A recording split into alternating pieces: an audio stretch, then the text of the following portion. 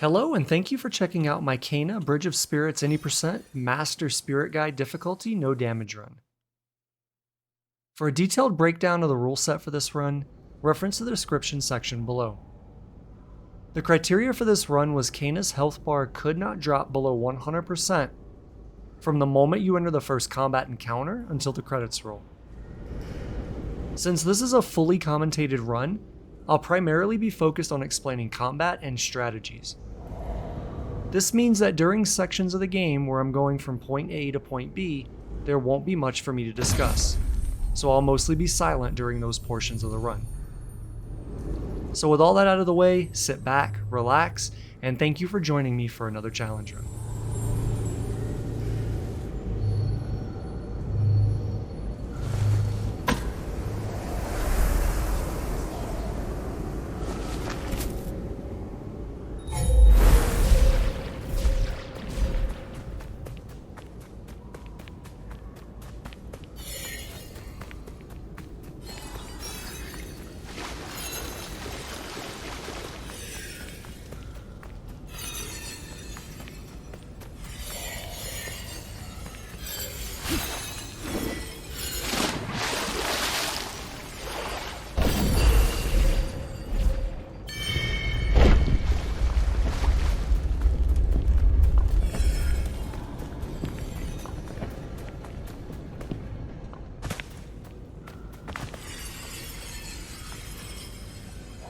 Why have you come?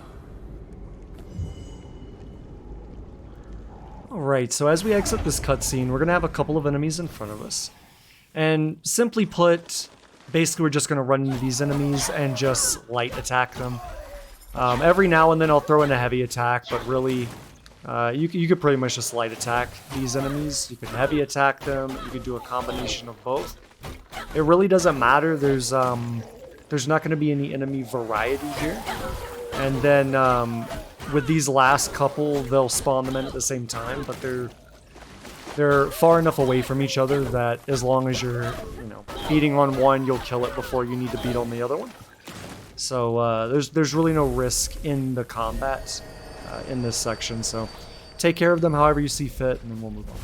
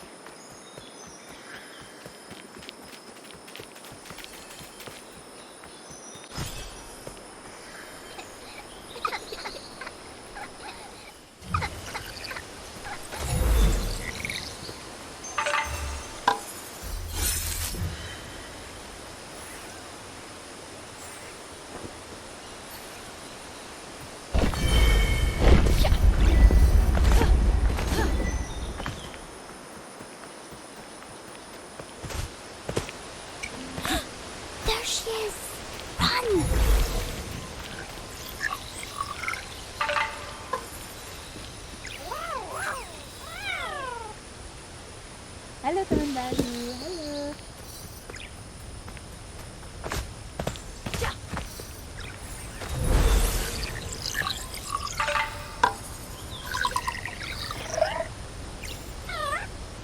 Ayo kesana, ayo.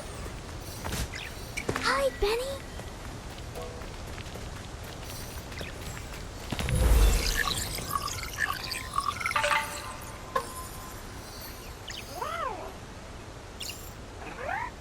Hey there, buddy. Run quick.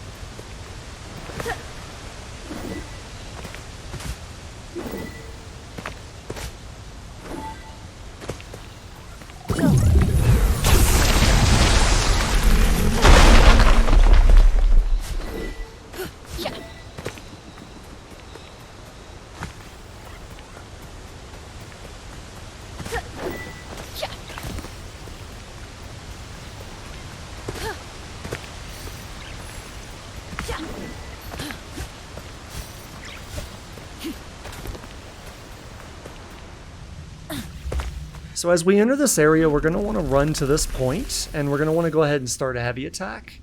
Once we're done with the tutorial prompts, we'll get that heavy attack off, and then we'll basically just do light attacks to all the other enemies. The point in this is to build enough courage to have one rot action that we can then spend on the flower that's to our right. So these enemies will keep spawning forever until we destroy that flower. So your objective here is just to build courage to get that rot action, and then to get rid of that, like, that plant as quickly as possible, and then to finish off the, you know, the remaining enemies. All right.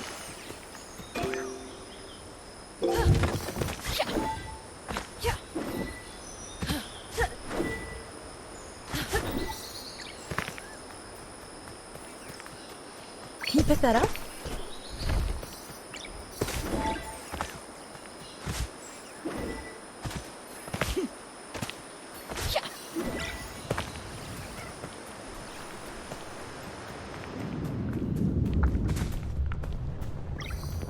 Alright, so as we come out of this cutscene, we're going to have our first quote-unquote boss. Now, this isn't really a boss. This enemy will fight quite a lot throughout the game. But my strategy for this boss is pretty much, or this enemy type, is pretty much just to use heavy attacks. As you can see here, if done properly, you can basically just chain CC it. And what I mean by that is you just keep it stunned so that it can't ever attack you. Now, every so often, as you see there, it will jump back away from you. If that happens, go ahead and try to get the next heavy attack off. If it doesn't connect, though, you will need to prioritize dodging. And you'll need to obviously learn what the attacks are from this enemy specifically. But every attack that enemy does, you can basically just stand still and hit dodge at the right time, and you'll dodge directly backwards. And avoid all the damage from it, and then you can immediately go into a heavy attack. So that strategy will be the approach that I use for every single one of that enemy type that we fight throughout the entire run.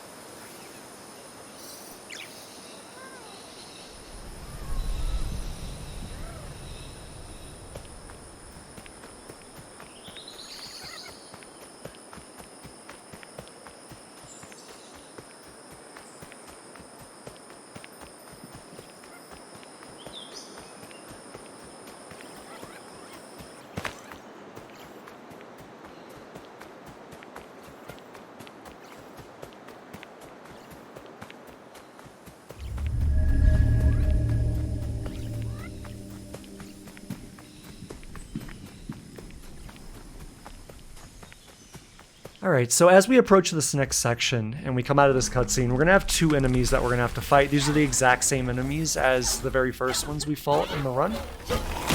And pretty much the same applies. So I'll run up to the first one, get a heavy attack off, and then basically just do light attacks to it. As the second one comes in, we'll attack that one however we see fit. It's the only enemy left, so you can do heavy attacks, you can do light attacks, you can do a mix of the two like I did. It really doesn't matter. But we'll beat those, and then we'll move on there.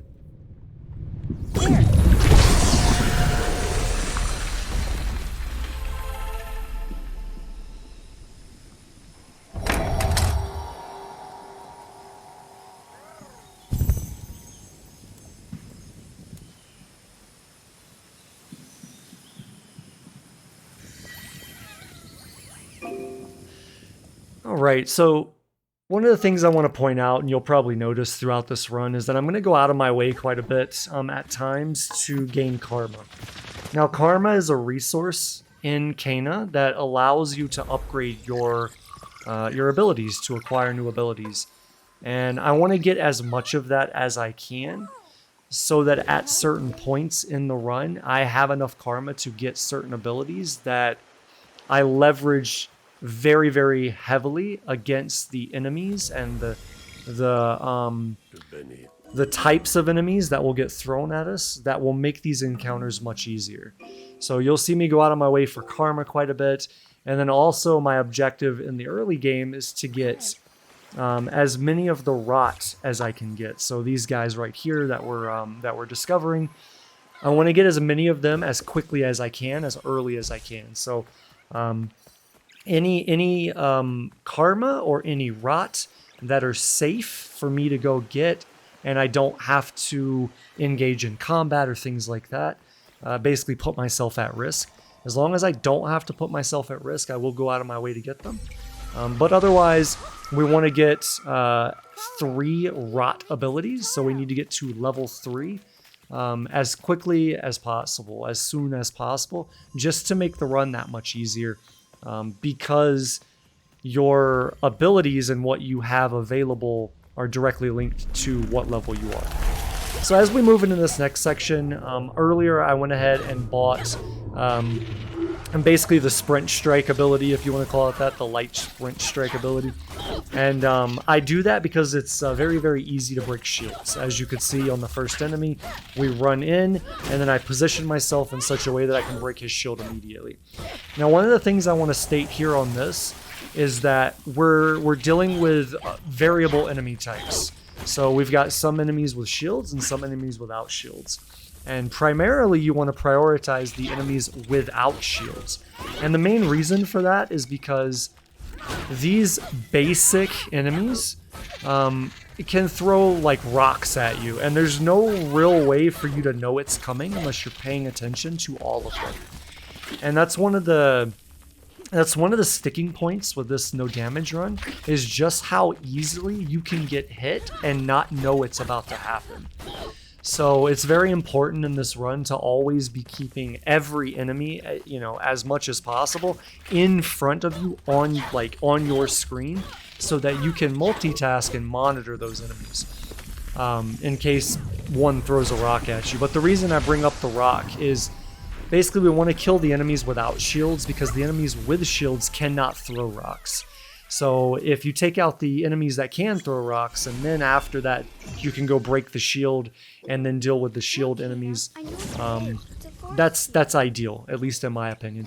Now once you do break the shield enemies, like you break their shield, they will then pull out a melee weapon and attack you, and they still have the ability to throw a rock like the normal ones do, or they just won't pull out a melee weapon like an axe or whatever, and they'll just run away from you and then try to throw rocks at you.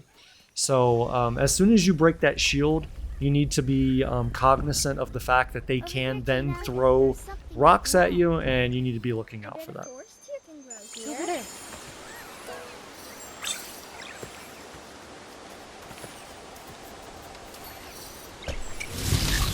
Hey, the little rock guys did it! They made another one!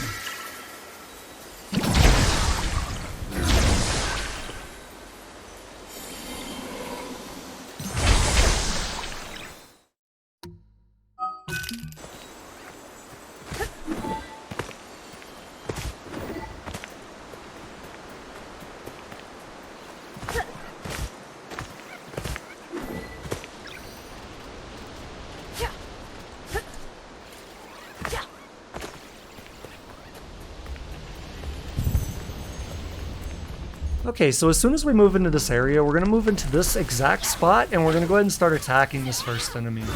After that, we're going to run forward and attack this next basic, and then we're going to turn around and fight this one. Now, as we fight this guy, there is a line, and if we cross that line, we crossed it right there, you'll notice that enemies in this back right part of the area just spawned in. So what you want to do there is you want to get enough courage so that you have a rot action, and then you want to break that flower like I did to stop those enemies from spawning in. Now we're going to go back, back and forth with enemies that are spawning in. Now these enemies spawn in the exact same way every single time. So everything I'm doing here is highly scripted. I am attacking enemies, I'm being in certain areas at certain times on purpose because I know those enemies are going to spawn in. So if you're doing this, follow my example, because I am attacking these enemies in a certain way, in a certain order every time. Now once we get the big guy here into the area, your objective is twofold. So every time we kill the little guys, they're going to spawn 2 more every single time. So as soon as I end up killing this last one, we will now get 2 more that will spawn in. So you can see it right there on the right side of the screen. There's one. The second one is kind of off the screen. There you go. So back to my earlier explanation of why these basic enemies are so dangerous, because they throw rocks.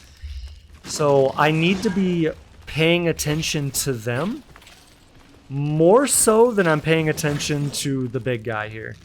And my whole goal right now is just to build courage safely. So I'm getting 1 hit, maybe 2 hits, and I'm just playing it very, very slow. I don't have the tools that would make this encounter so much easier yet. So we're playing with just basic skills right now. But the loop here is to build courage. When it's safe to hit. Otherwise, prioritize looking for the rock throws and dodging the attacks from the big guy here. And then once I've built up courage, we're just going to use the rot hammer and direct that damage at the big guy to whittle him down over time. And eventually we'll kill him, and then we'll just deal with the little guys that are remaining. So that's the entire strategy here. That's the idea of the strategy. It definitely is harder than it looks, I will say that. So this strategy here and this combat instance is there's a rock. You guys finally saw one.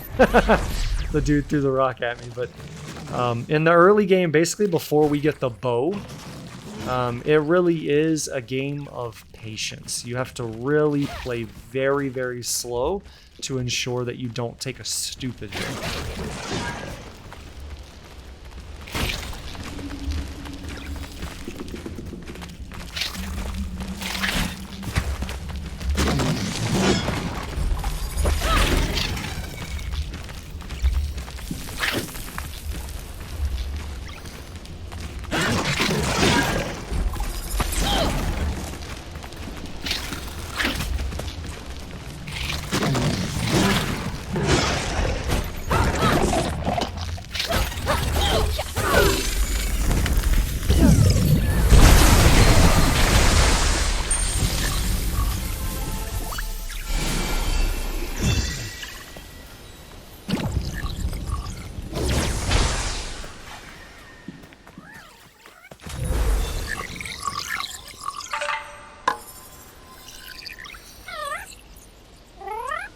Welcome, little guy.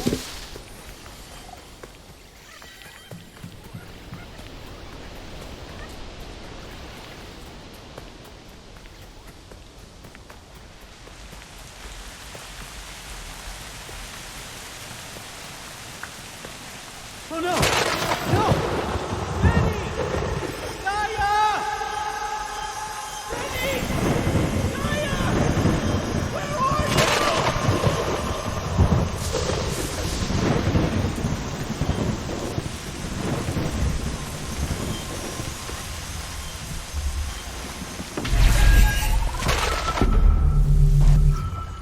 What happened? What? Taro is here, but he's for... The forest is huge. Maybe Mr. Rusu can help us.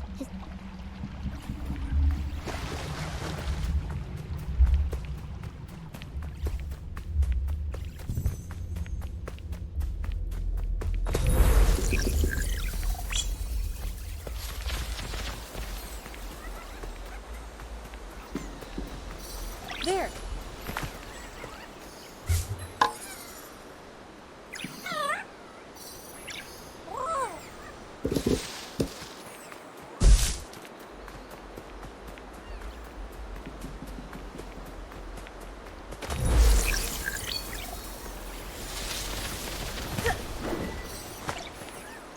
Can you pick that up?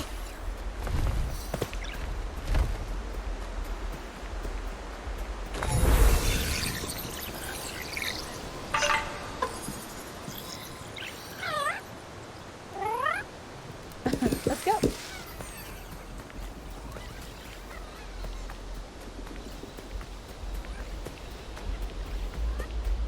Over there.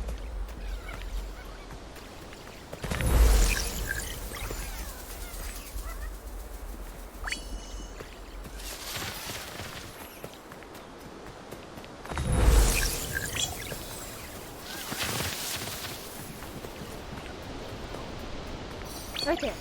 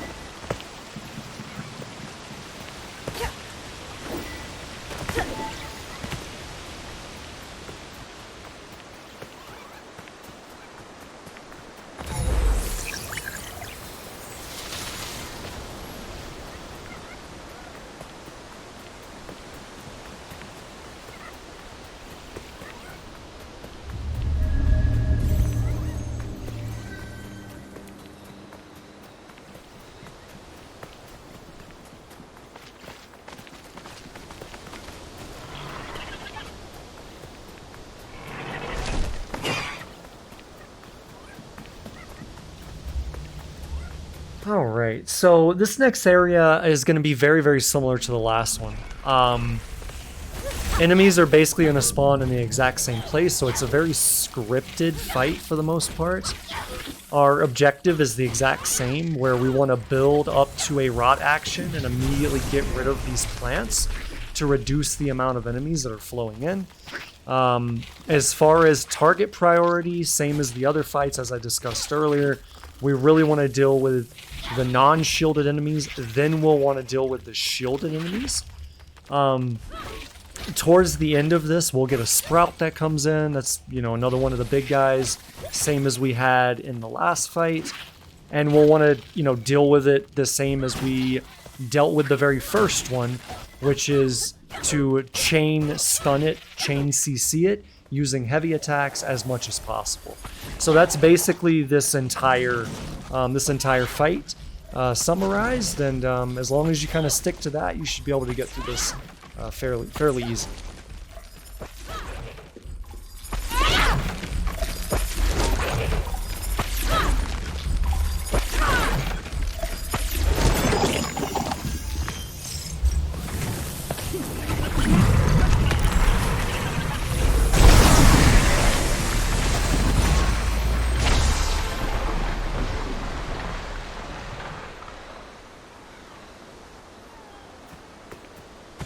Over there.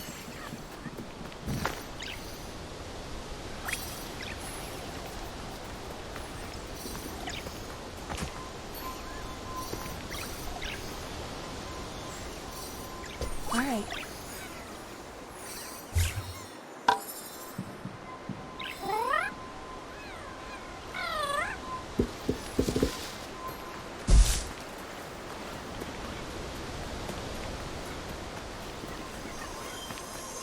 One of Taro's memories. I should see where it leads me.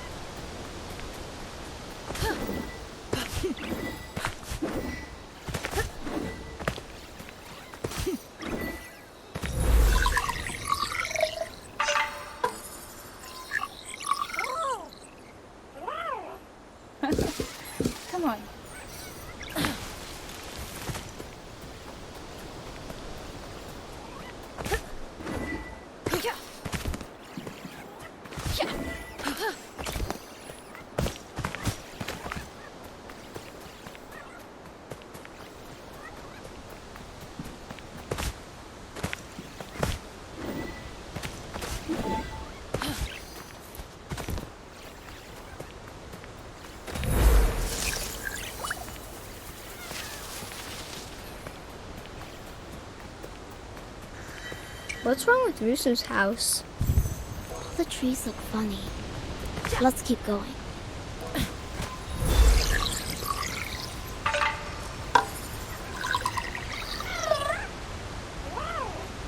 Wait, no.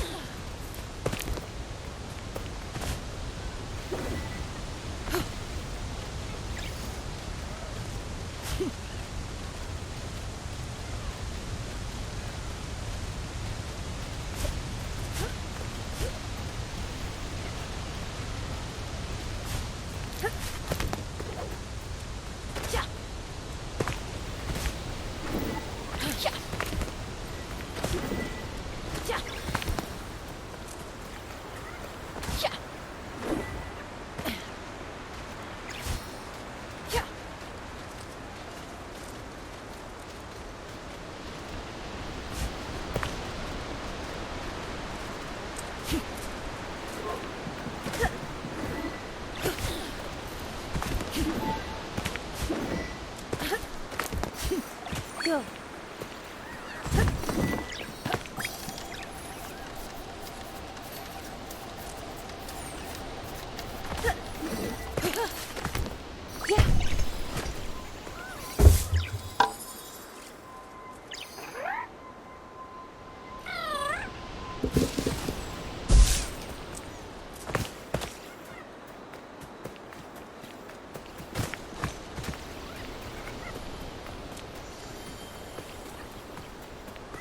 There she is. The bridge is broken. Maybe the rock can help. All right. Woohoo! Hurry! I don't think they can hold it for long.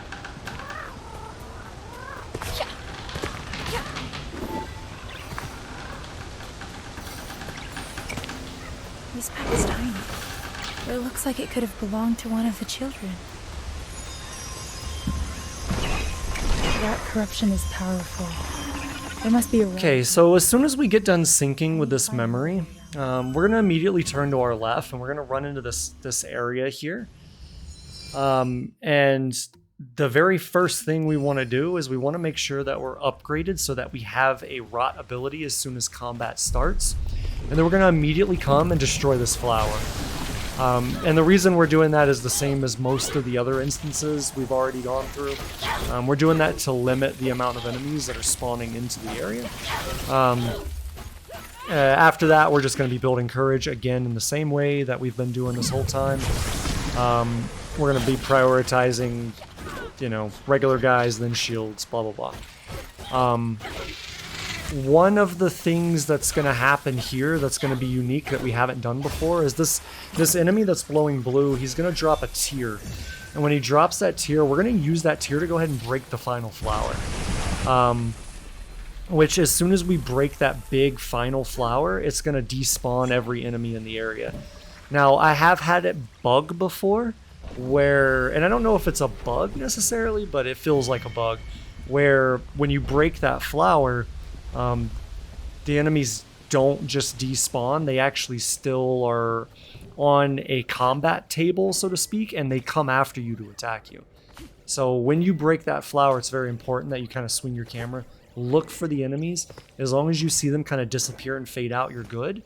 Otherwise, make sure that you're ready to potentially have to fight them.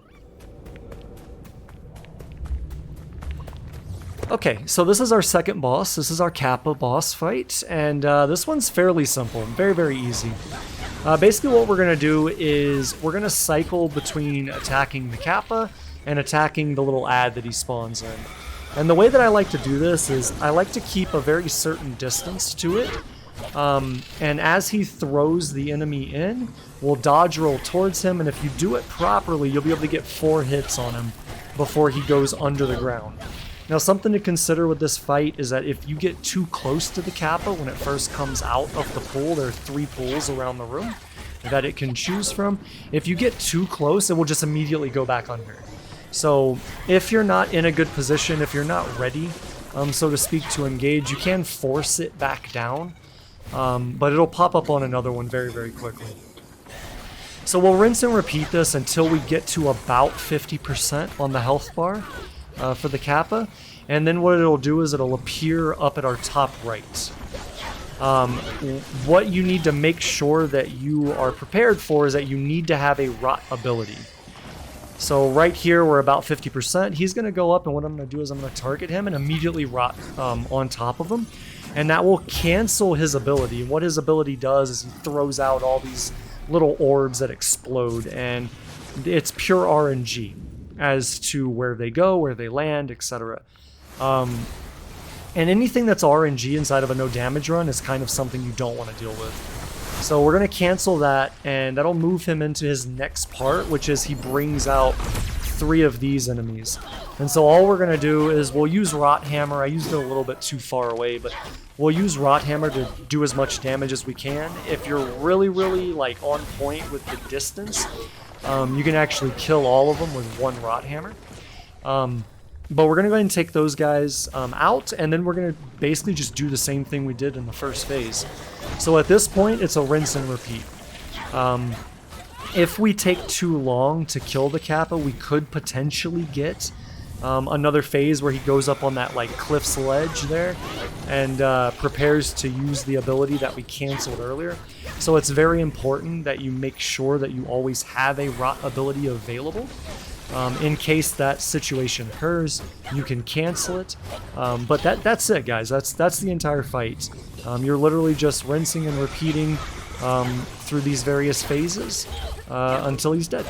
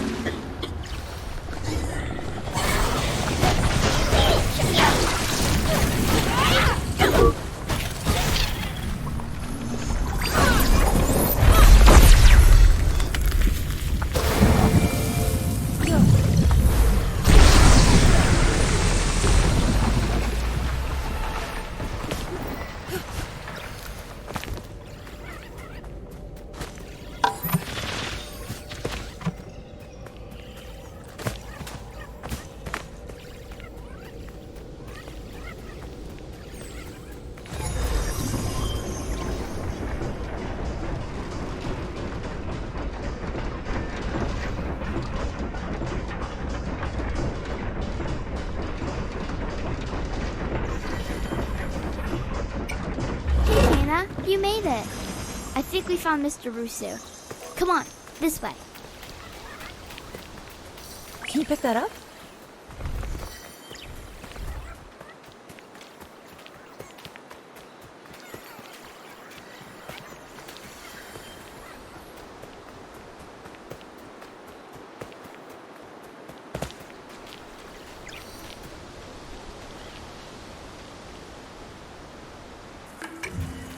Try using your bow.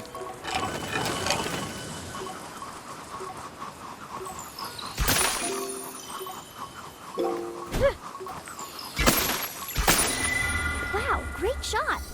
Can you pick that up?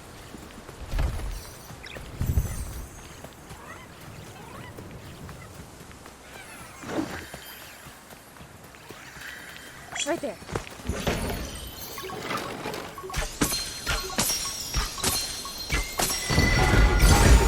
Wow, great shot.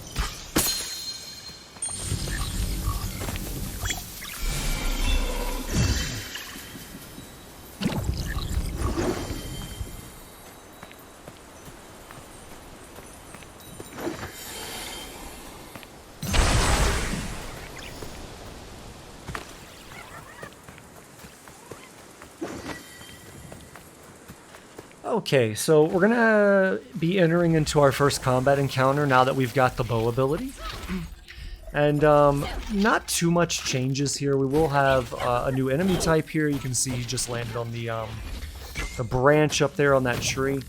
But for the most part, what we're gonna do is we're gonna prioritize anything that's ranged first, and then the melee enemies will just kind of run around. So right after we get done finishing these guys off, you'll see we'll get a couple of spawns here, and we will get another ranged guy coming in. And again, it's random for the most part, but we'll get another ranged guy coming in. So basically, I focus that one when it's available. Otherwise, we'll beat on the melee guys that are down on the ground with me, and just kind of cycle back through that until everybody's done or everybody's defeated, and then we can move on.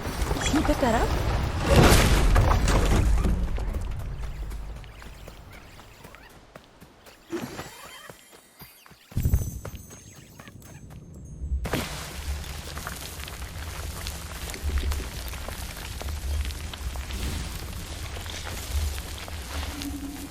Alright, so we're heading down to our next boss fight, but before we can engage the boss, this is the Wood Knight boss fight. Before we can engage that boss, we have to deal with all these these enemies in the trees. I call them monkeys because I don't know what else to call them. I don't know. I'm sure they have like an actual name, but that's just what I call them. Because I don't know, they kind of remind me of monkeys, like chimpanzees that would just throw stuff at you from like a tree or whatever. But anyways, we're gonna have a couple to deal with here, and then once we kill these, we'll have 3 more if I remember correctly.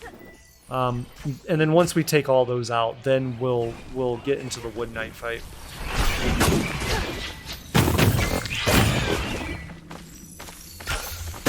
So I do want to note something that I've been doing, and something that I will continue to do for the rest of this game, is I jump before I shoot my bow, and the reason for that I feel is obvious, but in case it's not, anytime you jump into the air and you aim down with your bow, you slow time.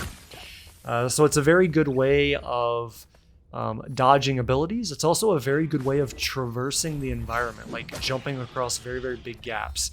And you'll see that quite often here in the run as we continue on. Anyways, for the Wood Knight, as the Wood Knight spawns in, basically the first thing I'm going to do is dodge his attack, and then we're going to do the exact same thing we did with the Sprout. We're going to attempt to CC him out. That was a very, very lucky parry. What I should have done there was backflip the initial throw and then roll to the left. But anyways, what our goal is here is we're basically just going to CC him like we did the Sprout. Now when he blocks with his shield, he will swipe at you immediately after. All you need to do for that is just do one simple dodge backwards. So like that right there.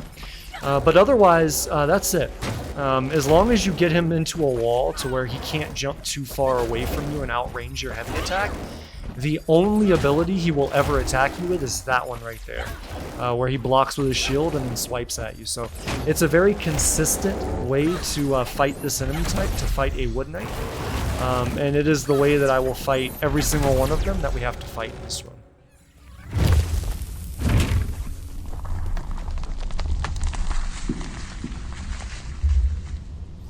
Now!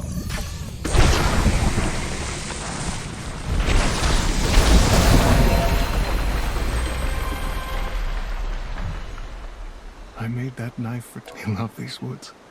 Consumed by the trouble, I hope we can bring him peace. More relics are hidden in the I'll wait for you there.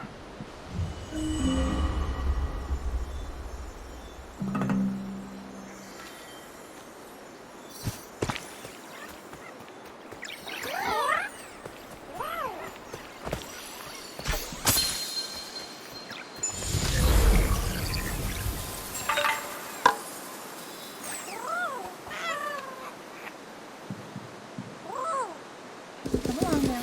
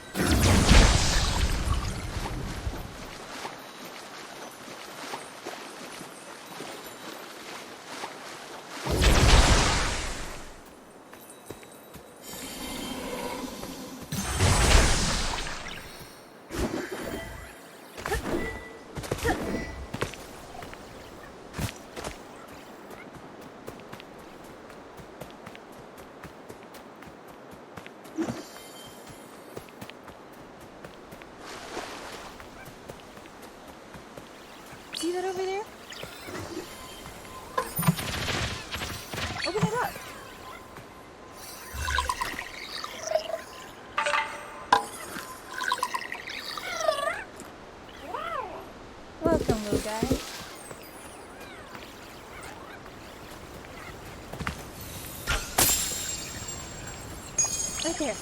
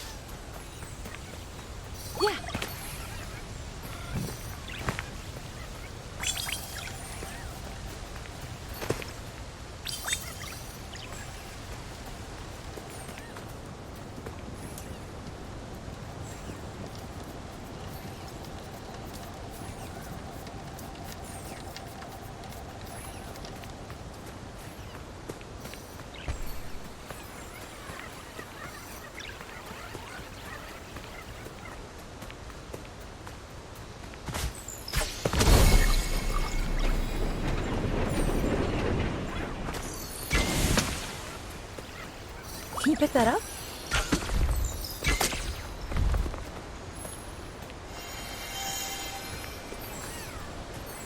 Over there. Yeah. Right there.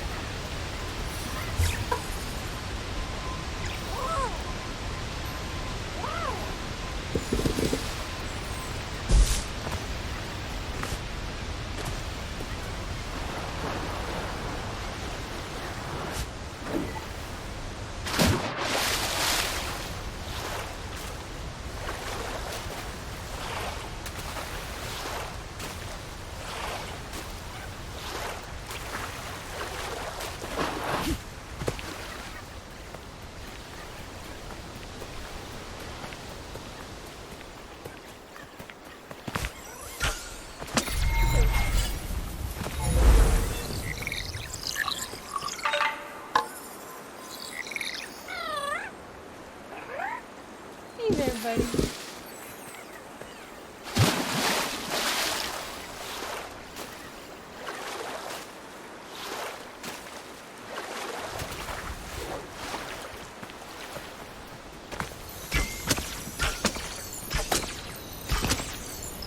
Over there. Right there. Go.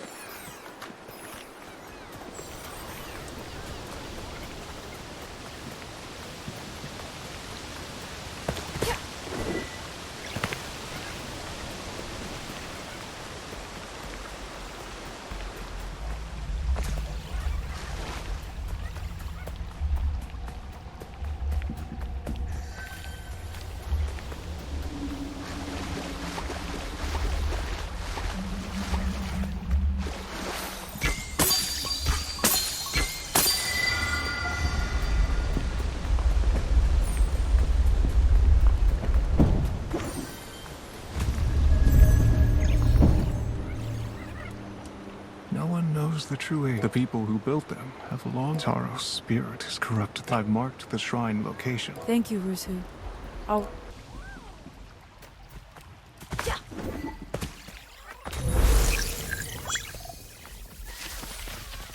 Can you pick that up?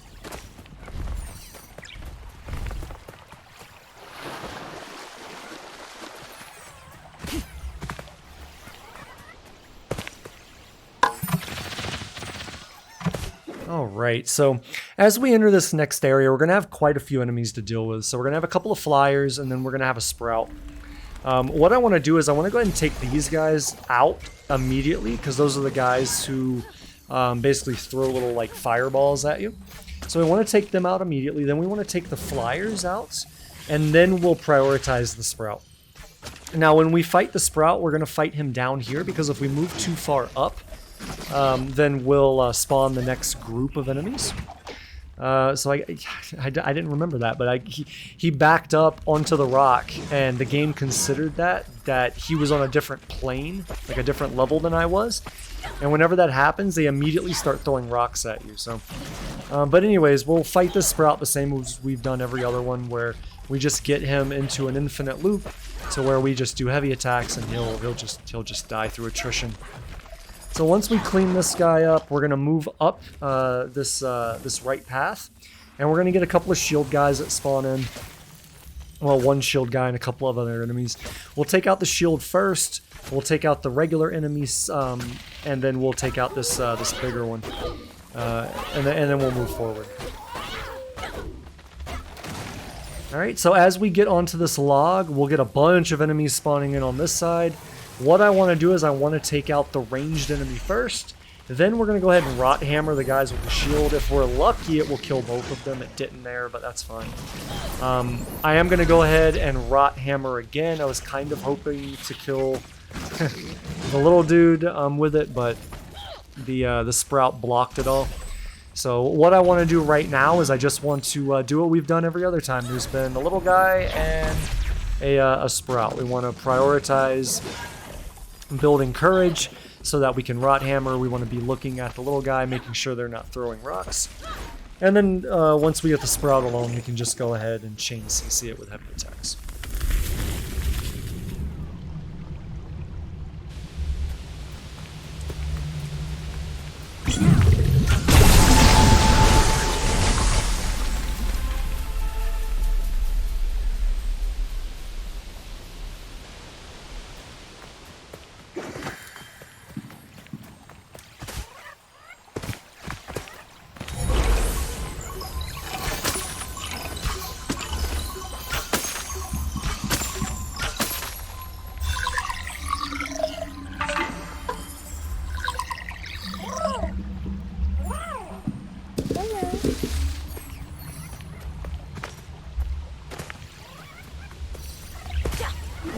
See that over there?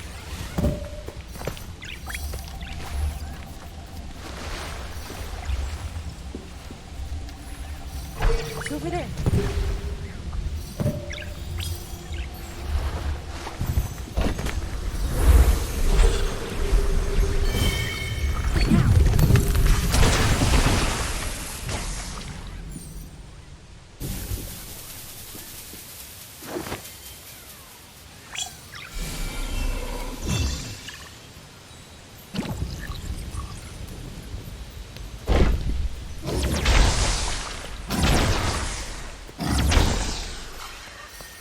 Go.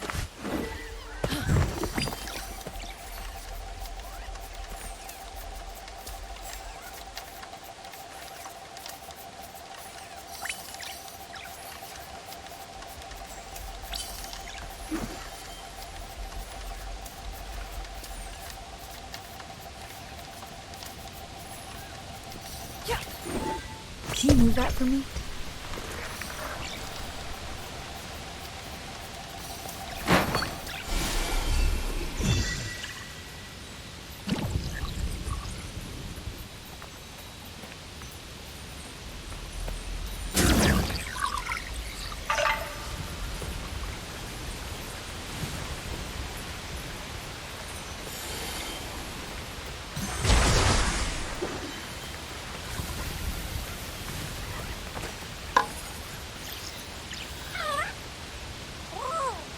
No.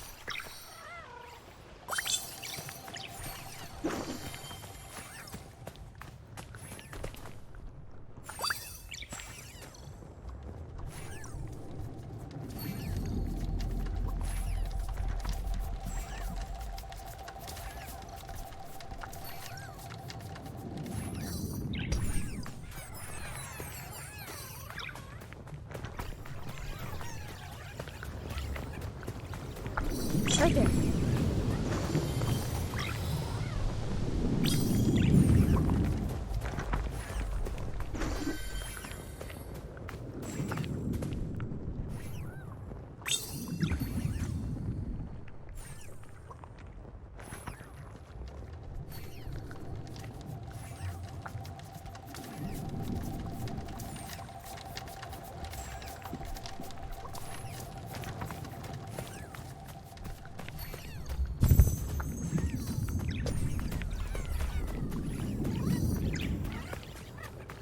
Over there.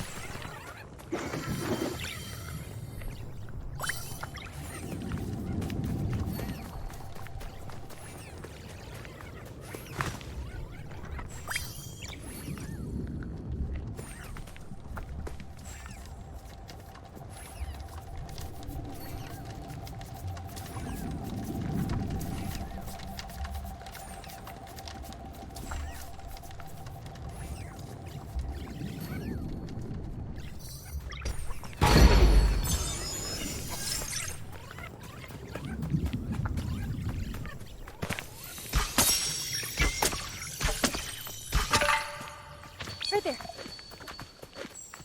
Over there. All right.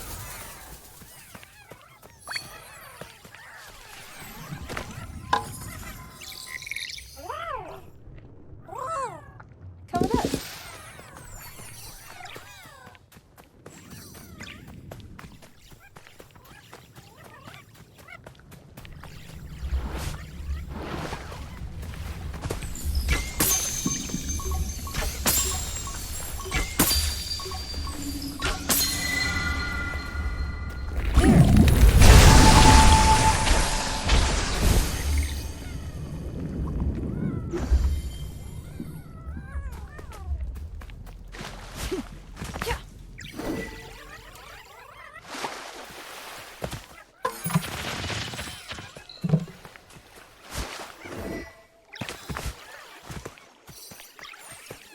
There are several worn fishing baskets here. A simple design, but effective.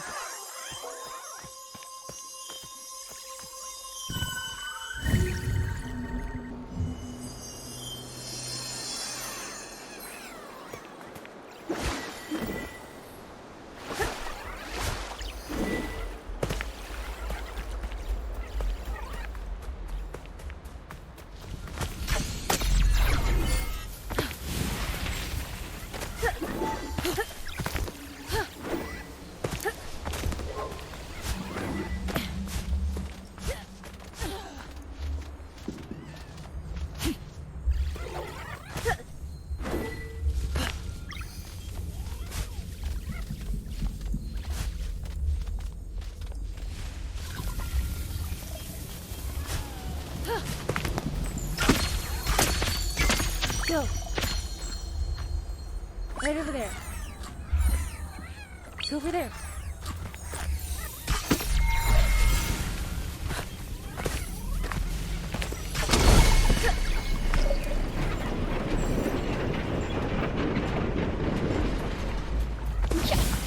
All right, guys. So this is, in my opinion, one of the hardest areas in the entire game to no damage. This section here is miserable. The first thing we're going to want to do is we're going to want to go ahead and pick up the rotten fused arrow. Because we're going to use that to insta-kill some of these spear throwers, some of these monkeys. So what I'm doing here is I walk up, we kill the first one. We kill the guy who throws fireballs on the left. We kill that monkey, and then we're gonna jump down, and we're gonna kind of set ourselves on this little ledge. Now this strategy is the best way to no damage this section. However, this strategy has a lot of risk inherent to it. So what you're gonna see me do here is I'm gonna move very, very slowly. And this is one of the only times in the entire game where you'll see me use the photo mode to gauge where enemies are and how close they are to me. The reason for this is as these enemies spawn in, based on their angle and altitude, their damage could potentially hit me, which is why I'm always shielded while we're sitting here. The other problem, you'll see that I'll look to the right a lot as we're going through this strategy or this section. And that's because the flyers can kind of start to slide down the right side, and they'll basically put themselves in line with me, and then the only thing I can do is fight them. And if I remember correctly, I have like 3 of them drop on me at one point. I think it was during this run. Maybe it was the run right before. We'll find out soon. But this strategy is... So right there, that's why you keep yourself shielded. It was like that flyer was just high enough and the angle was just right that he was able to throw it out, and the explosion radius of the attack was able to overlap onto me. Had I not been shielded, I would have taken damage. So what you'll notice is the only times I move up to like this position on top of that wood there is when there is no one firing at me. So there's a lot of attention to detail and a lot of practice that has to go into getting the strategy consistent on Master Spirit Guide because of the aggression level from the enemies. On lower difficulties, it's not bad. It's very simple to use this strategy. But on this difficulty level, enemies can be a pain in the ass because they'll all aggress onto you very, very quickly. So while I was talking a second ago, something you may have noticed, this was the run. I saw that coming in and I shielded so quick. So one of the things that'll happen is, or when that happens where multiple of them are trying to attack you, really all you can do is just try and shoot them and pray that some of them move to the left and then re-line of sight off of you. Because they like to dodge your shots, right? So, you know, just pray that they jump to the left and then they're behind the wall again and you don't have to deal with it. Which is what happened there. I got very, very, very lucky here. Generally speaking, you don't get more than one at a time coming over to attack you. That time I got 3. That was very, very, very bad RNG. But something that happened way earlier, about 60 seconds ago, that I wanted to talk to, but so much is going on and I have so much to say about this particular section. Was there was a point in time, if you roll the VOD back, where I'm trying to shoot at an enemy and it's just not working.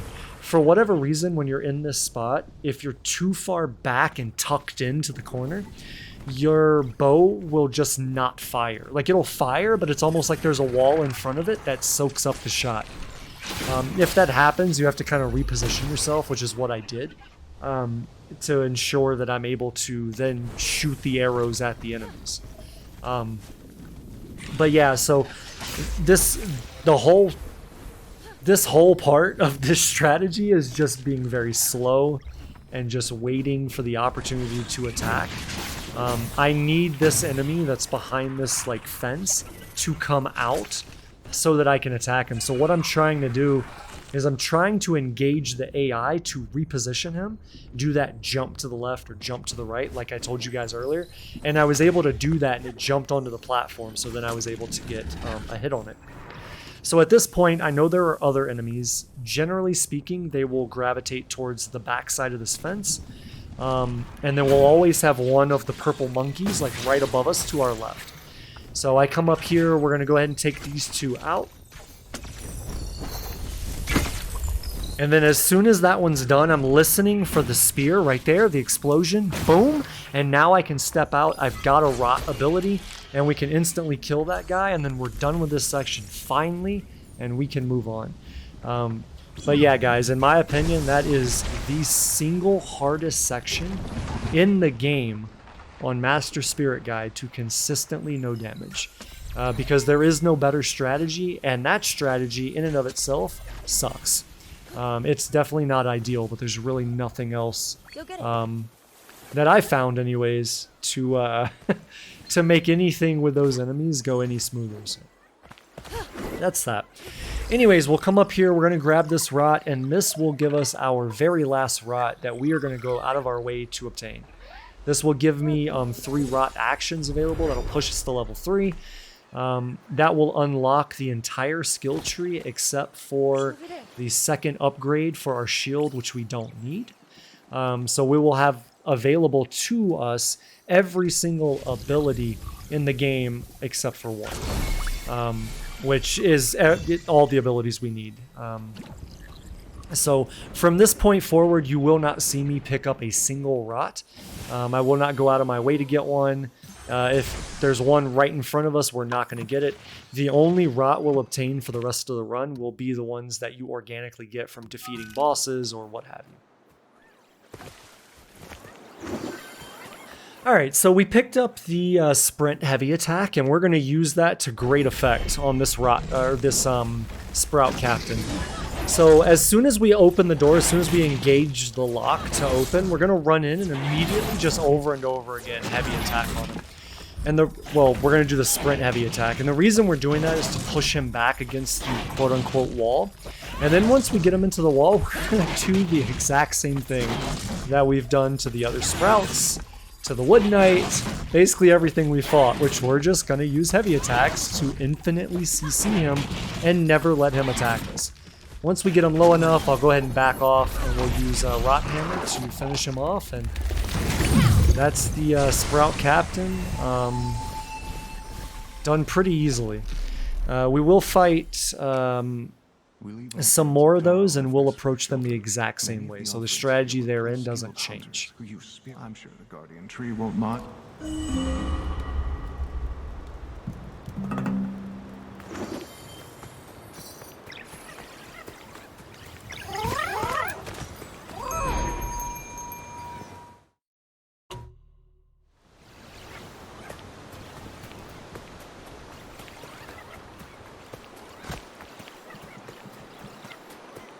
Alright, so we're going to head to our next boss fight, which is the Mage.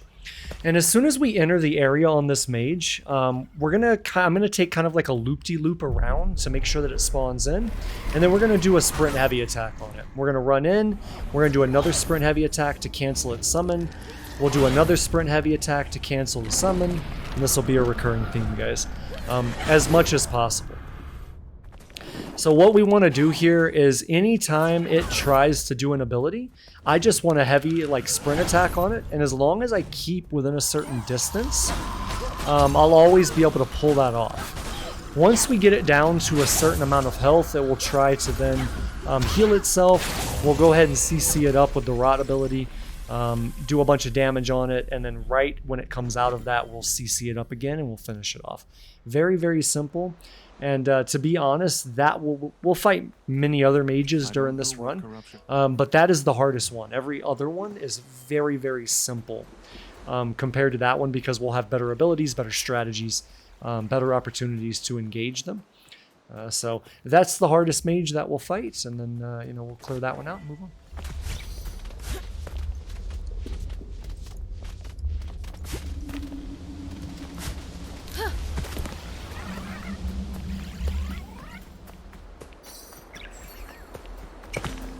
A fox symbol is marked on this old camping gear.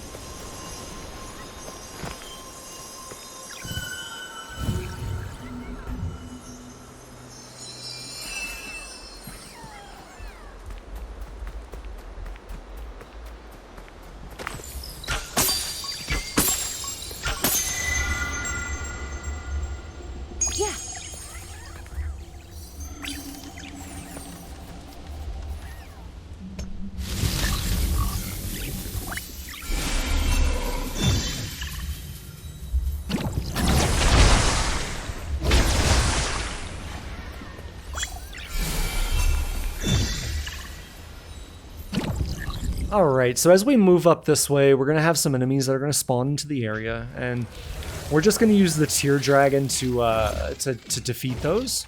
It should be 3 if I remember correctly, maybe it's 4, but we'll defeat those, and we're going to move forward. I'm going to move to this exact spot so that I can shoot that crystal and bring in the next tier.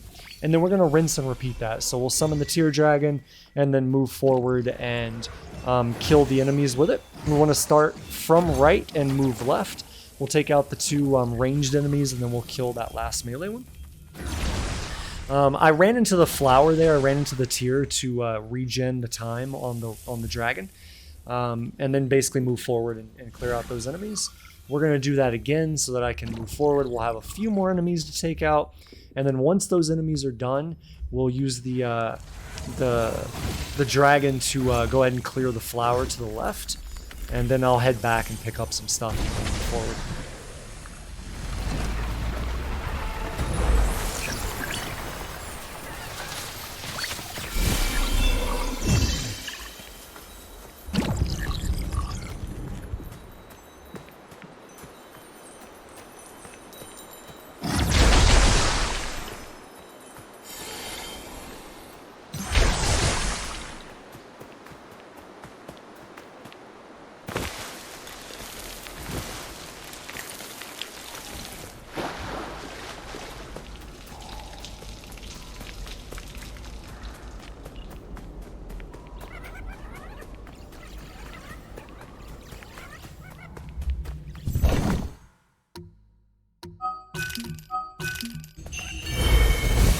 Alright, so we're about to go into the Shrine Guardian boss fight. And you'll notice that one of the abilities I picked up there was Parry Courage.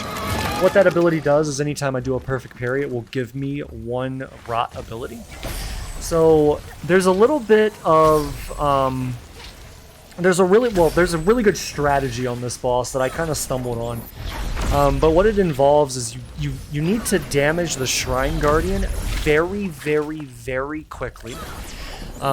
Burn through his health as fast as you can and interrupt his flower ability. He'll like put his arms in the ground and start spawning flowers around the area. You need to interrupt that immediately while continuing to put pressure on him. For whatever reason, if you do that, and you do it fast enough, the little guys that are supposed to spawn non-stop in this room will stop spawning. So you'll see that I killed that one and no other ones spawn. So what that allows me to do now is basically just go toe-to-toe with the Shrine Guardian. And I'm going to play for rot abilities. So I'm just going to stand there, let him do his attack. I'll perfect parry the attacks that I can perfect parry safely. And then in between attacks that I can't, or even attacks that I can, we'll just shoot him with the bow and arrow. And then use Rot Hammer on him whenever we get the opportunity. Now, one of the things that I am going to do is I'm going to make sure that I always have 1 Rot ability. That way I can cancel his... I don't know what to call the ability when he roots into the ground and brings up the flowers. But yeah, going into this fight and doing that... So this is the ability that I was talking about. But going into this fight and pulling off the strategy as I do, eliminating all of the enemies that should be spawning right now, makes this fight trivial. The thing that makes this fight hard, if you don't utilize my strategy, is having to balance between the boss and 4 enemies always running around trying to attack you. At least I think it's 4. It's been a while since I've done the strategy, or the boss fight, with the enemies there because of that strategy that I developed. So, very, very solid strategy. It does require you to go in there full force and do a crap ton of damage, but with some practice, you should be able to do it no problem. And it will make that fight so much easier than the way that I believe it was intended to be.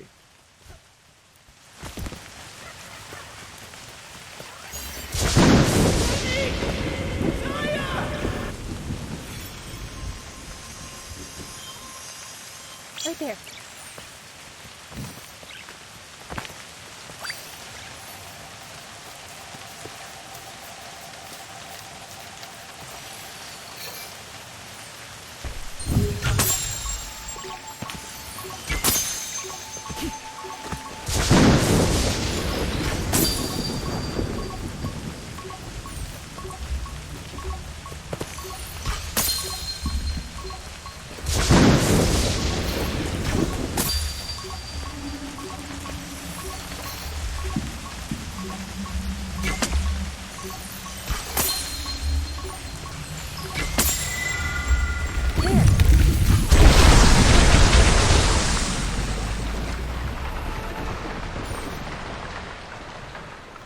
found Taro's lantern. Bring the relics to the fallen shrine.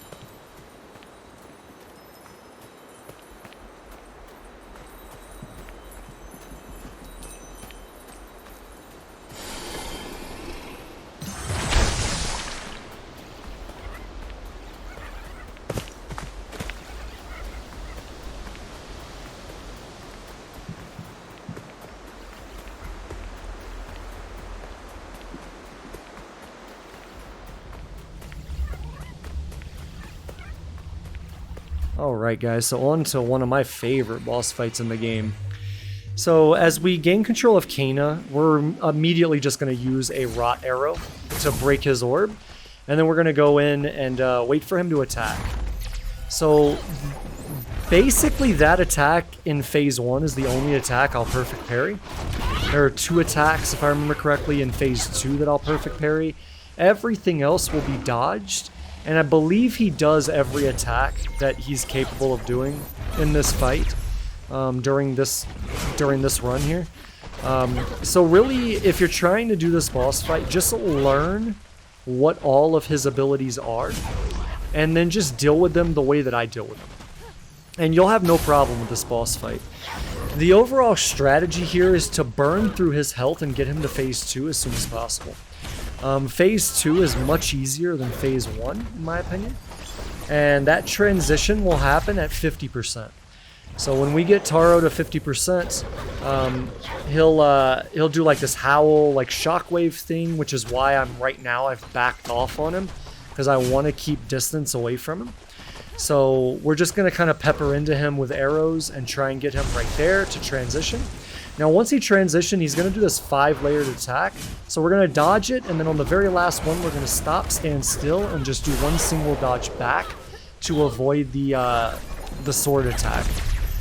Once we get him like off the sword attack, we're just going to go ahead and do as much damage as possible. Once we get him to about 40% of his life, he's going to do that charge that he did. And you'll know that that's coming because he'll run around the outside of the area in a very wide manner. So basically when he comes in for that grab attack, all you're going to do there is run away from him, and you will outrange his attack because both of you will be moving at the same speed. Now I was able to break his lantern when he did that after the first one, but he'll always do that twice. So he'll run in, he'll try to grab you, then he'll run around again, come in and try and grab you. So it always happens in 2s. But once we get him down low enough, we're just going to go ahead and use a Rot ability on him. We'll do a little bit of damage, and then you'll just want to use your shield to break it. When you break it, it does a dramatic amount of damage to him. And then generally we can just finish him off by that. So very, very fun fight, and a very technical fight that I enjoy doing pretty much anything where I get to perfect parry things.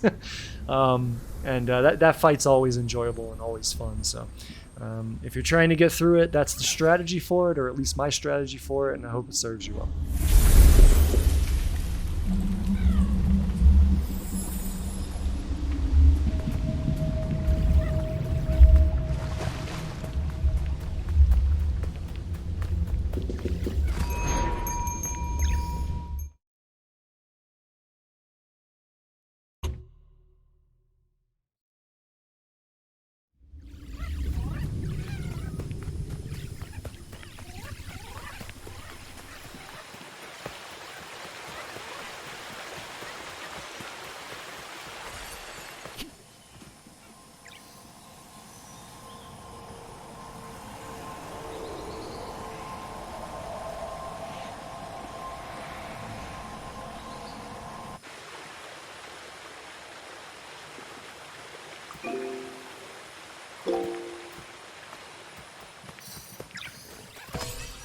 Taro rests with... I know it was time for Benny and... It's natural to build a We give up a part of ourselves, the path of a spirit guide. There is still work to be done. A skilled woodsmith once searched the fields beyond the...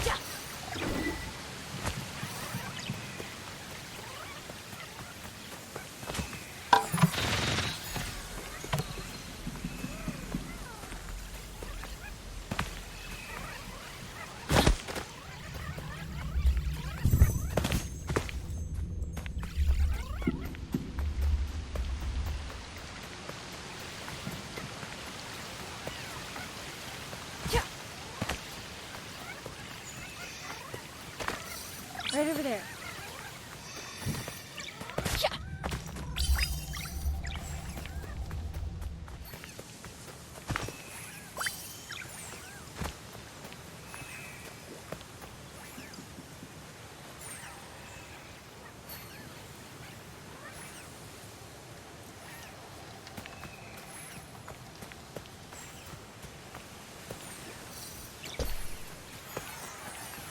Right there.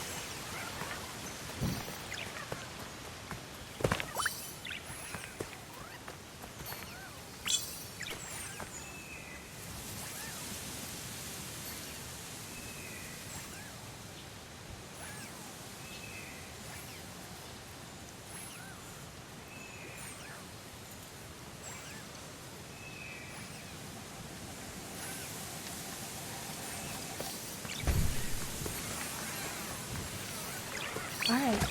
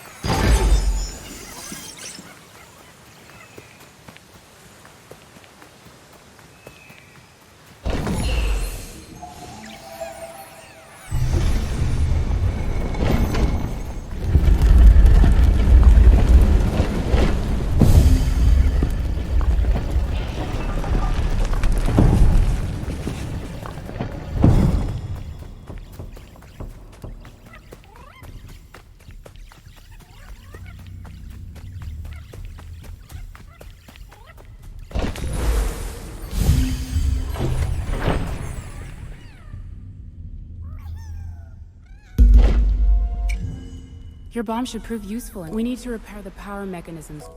Alright guys, so now that we have the bomb ability, what we need to do is we need to basically activate these two like shrines or whatever. So the way you're supposed to do this one is you know, going down into the caves, fighting a bunch of enemies, blah blah blah. You don't need to do that. So what you can see here is I'm basically using a speedrunning strategy to get past this without ever having to go do any of that. And since we're able to do that, we're able to not, or we don't have to take the risk of going down there and fighting those enemies. So they're of no consequence. We get that done and we can move on. Now, as soon as we get to the top of this area, we're going to get a bunch of enemies that spawn in. We're going to run right by them. We're not even going to fight them. We'll just completely ignore them.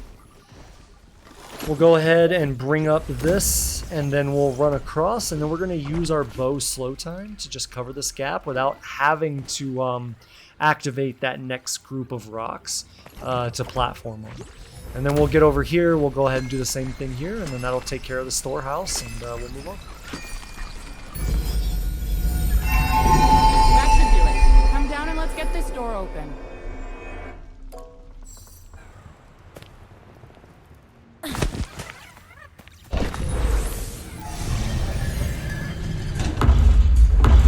What is that? Zero, what have you done?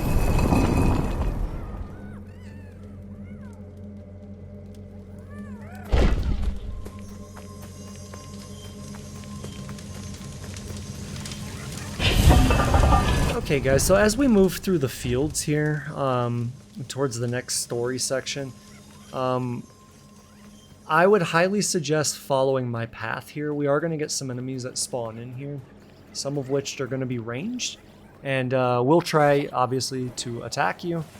I find that going through this path, you have a bunch of objects that kind of line of sight them to you so that they're unable to attack you. Which makes it super safe to run through. So I have seen other people go other routes, and you know, they have to dodge attacks or whatever. So highly suggest running that way. It'll keep you safe from those enemies and allow you to get through there without any risk.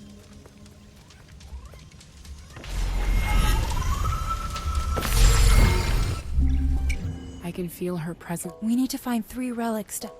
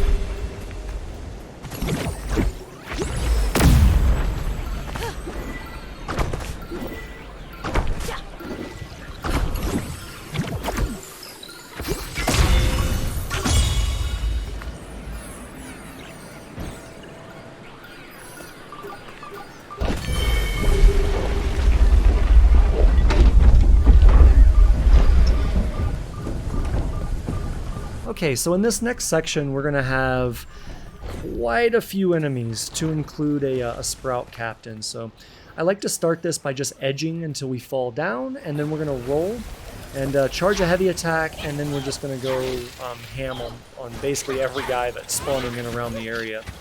For the dragons that come in, I like to just CC them up with the bombs, if at all possible. If I'm not feeling threatened necessarily, then I'll just go ahead and blow the bomb up immediately. If I feel like I'm threatened, you can just leave the bomb on them and it'll CC them up for a while. But what you want to do here is you want to burn these guys down as close to the exact same time as possible. Because once one of them dies, then the sprout captain is going to come in along with 3 other enemies, some with shields, or I think all with shields, sorry, all with shields. So as soon as I kill them, I go ahead and move to the one that I originally hit, and then I always move to that section that I moved back to, the Rot Hammer, because for whatever reason, moving there always gets the enemy AI to pull towards you, and usually will set it up so that you can do one Rot Hammer and then instantly kill all 3 of the enemies with shields. It didn't work out that way that time, but I basically got 2 of them and then got that last one to very low health. But anyways, once we kill those, essentially our goal is to get the Sprout Captain chain CC, just like we did the first one. So we're just going to get him up against a wall, any wall, doesn't really matter, and then we're just going to chain CC him with heavy attacks until he's defeated. And then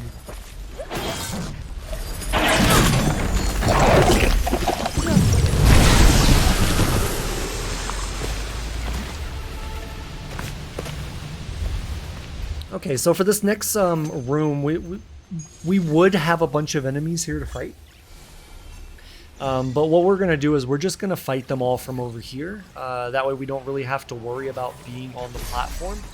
If we were on that platform, we would get, I think it's 2 of the little dragons that would come in. But because we're not on the platform, they can't reach us, so they just never move out of their spawn locations.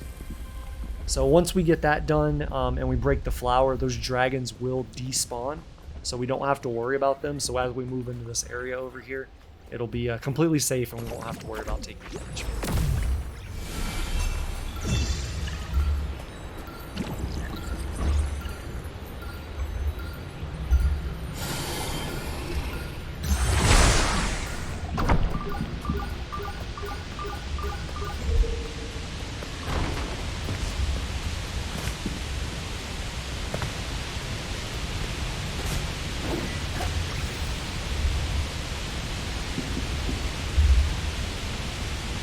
Okay, so as we drop down onto this section, I'm going to stay up against the wall. We're going to go ahead and break this flower.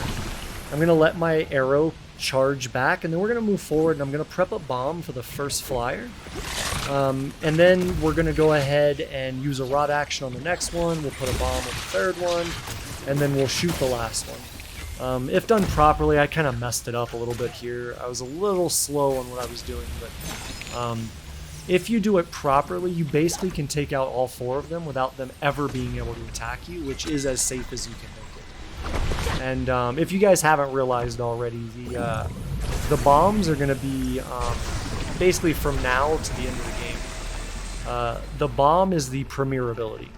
We're going to get pretty much every skill that relates to that ability, because they make fighting enemies, both bosses and just regular enemies, groups of enemies, so much easier. The bomb is legitimately the hero ability of this game. You know, the only thing after that I would consider to be like a really, really amazing ability in this game is the bow, and just having the ability to slow time as you're in the air. But aside from that, the bomb is just so damn good. So my approach to the game quickly shifted to maximizing strategies and abilities and skills and all that around the bomb because it's so damn good. But anyways, you'll see that a lot more as we move forward.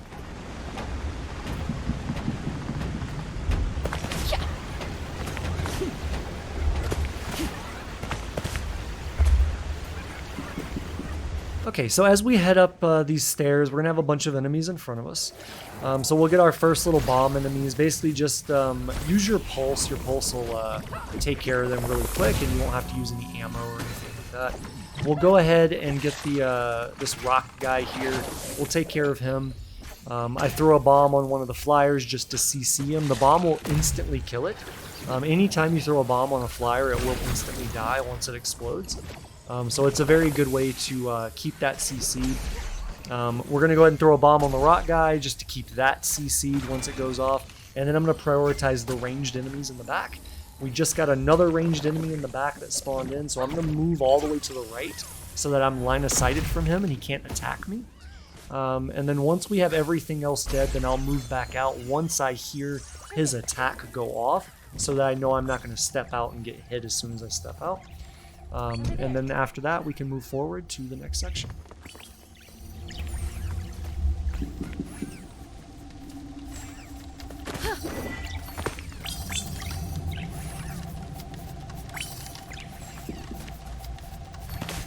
Okay, so as we drop down, we're going to move straight to the back as quickly as possible. We're going to rot on this flower and just destroy it.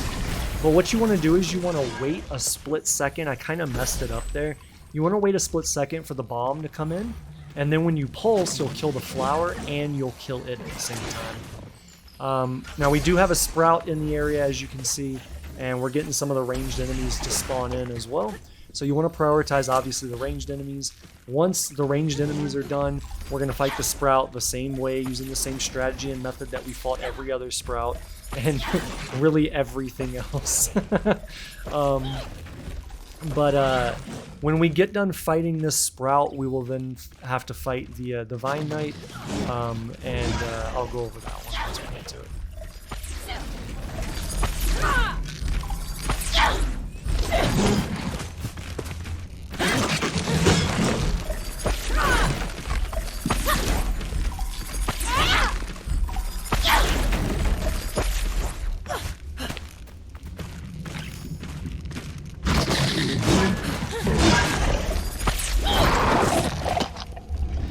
Okay, so our Vine Knight boss fight. The way that I like to approach this boss fight is to just stay away from him. Like, this is basically a Sprout Knight that has a long-range attack, and that the Vine attack itself can be a real pain in the ass to avoid. Sometimes the timing on it is very, very tight. So my approach is just to never let him do it. As long as I'm not within range of him, he can't do it. And if he ever does do it, because I'm so far back, I can simply just start rolling backwards and we'll avoid the attack entirely. So that's the strategy. The execution on how to do damage to him is what you see here. I'm basically throwing bombs, using arrow shots. So the bombs, when they explode, they do damage. Arrows do damage, and we're just building courage until I have a rot action that I can then use on a rot hammer. So I'm keeping range until I have a rot action, and then I'm running in, using rot hammer, and then quickly getting out. And that's basically the strategy for this guy. I found it to be very, very consistent and very safe because the strength of the Vine Knight is the Vine itself, and if you never let him use it, he's basically a punching bag, and you can just beat him up, and he'll never have an opportunity to really attack you.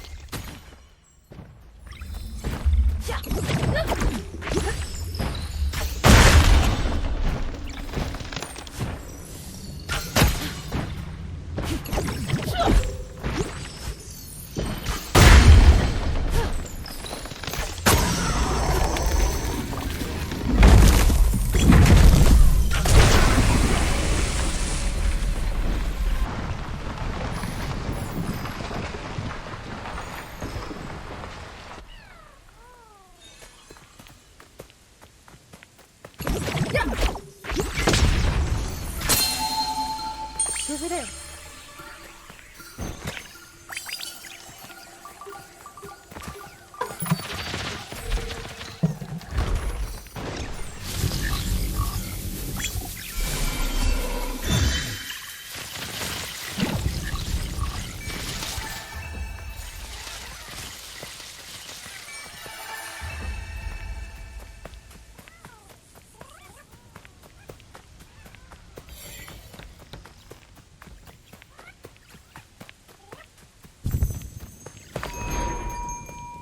So I believe, if I remember correctly, I messed my path thing. I think I have to go back here.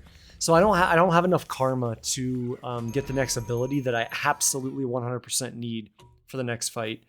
I kind of forgot about it. So I'm if I remember correctly, I should be 5 karma short to get our next required ability, which is like the best ability in the game as far as I'm concerned, which is the Rot Infused Bomb. So I have 300 now, so we're going to go ahead and pick up the Rot Infused Bomb. This is going to be so heavily leveraged and utilized for the rest of this run. It's insane. That, and we'll also do a what is the name of the ability? I can't remember off the top of my head, but there's an ability we're going to pick up a bit later in the run that allows me to shoot a bomb that I've placed, and if I shoot it with an arrow, it will then spread to enemies around the area, and that'll be really, really good for groups of enemies. But the Rot Infused Bomb is going to be the staple for this next fight. So we're going to have to fight a Kappa alongside a bunch of dragons and a bunch of other enemies. And the way that I approach this is basically to use the Rot Infused Bomb to basically freeze the boss to do damage on it, and then in between that, we're just fighting enemies. Okay, so like right now, I'm not worried about the boss at all. I don't care about the boss. All I want to do is build rot actions, and then once I have enough for a rot action, we're going to go in with the slow time. I'm just going to call it a slow time bomb from now on, but we'll go in with the slow time bomb and you know, do as much damage on the boss as we can. I'm saying boss. I guess it's not really a boss, but you guys get my point. The other thing to consider here is that you need to have one rot action in reserve, right? So think back to the Kappa boss fight. Once I get it down to 50%, it's going to start doing the like RNG random throwing things, right? And oh my god, dude, I forgot about that guy. So this guy threw a rock at me. And that's the only reason that I noticed he was back here. When I was attacking the boss, I saw a rock come at me. And I was like, what the fuck is that? There was nobody there. But he was. So that was weird. I never had that happen before. But anyways, we've got him down to 50% now, so he is going to, the Kappa's going to use his like crazy RNG thing now. And so we're gonna need to stop that, right? So that's what I did earlier. It was a little hard to keep up with or follow, I'm sure, but I went ahead and stopped that so he couldn't do it. Now I'm okay, generally speaking, to not. Oh my god, that's so close. That was actually kind of foolish. I shouldn't have done that. But because we have the slow time bomb, it's almost a guarantee that I will burn him before he can do that RNG ability again. So at this point, I don't care. We're just, we're building up, and we're waiting for him to pop back up. Once he shows his face, we'll throw the slow time bomb on him, and then we'll finish him off, basically.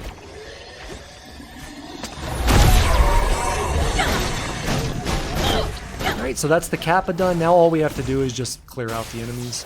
And that'll take care of this section. And I'll tell you guys, try doing this section without taking damage when you don't have the slow time bomb is fucking miserable. So, you know, I would even say if you don't have slow time bomb for this section, it makes it one of the top 3 hardest sections in the game to no damage. So very, very important ability.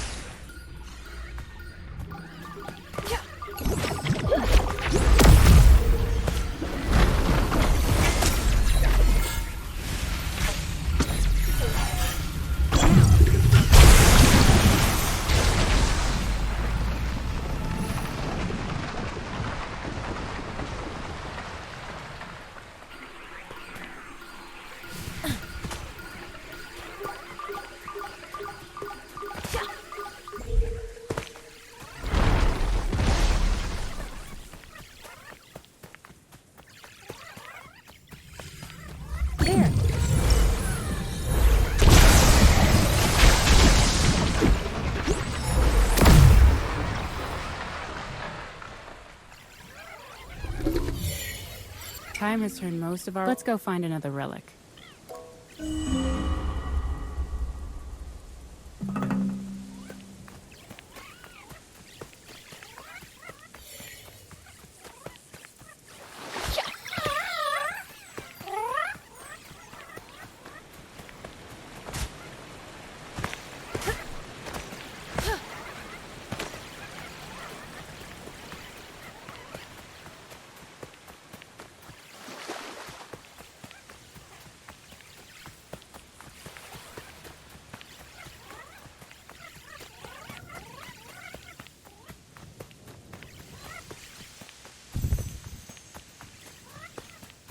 Yeah, you made it.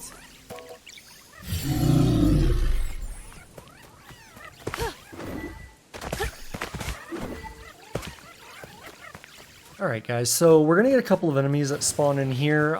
Simply put, I just run past them. There's literally no reason to fight these. The reason I'm dodge rolling is because dodge rolling moves you faster than sprinting. So as long as you're dodge rolling through there, you move very, very quick, very efficiently with your movement. You will get past them and you will not be in any danger of taking damage.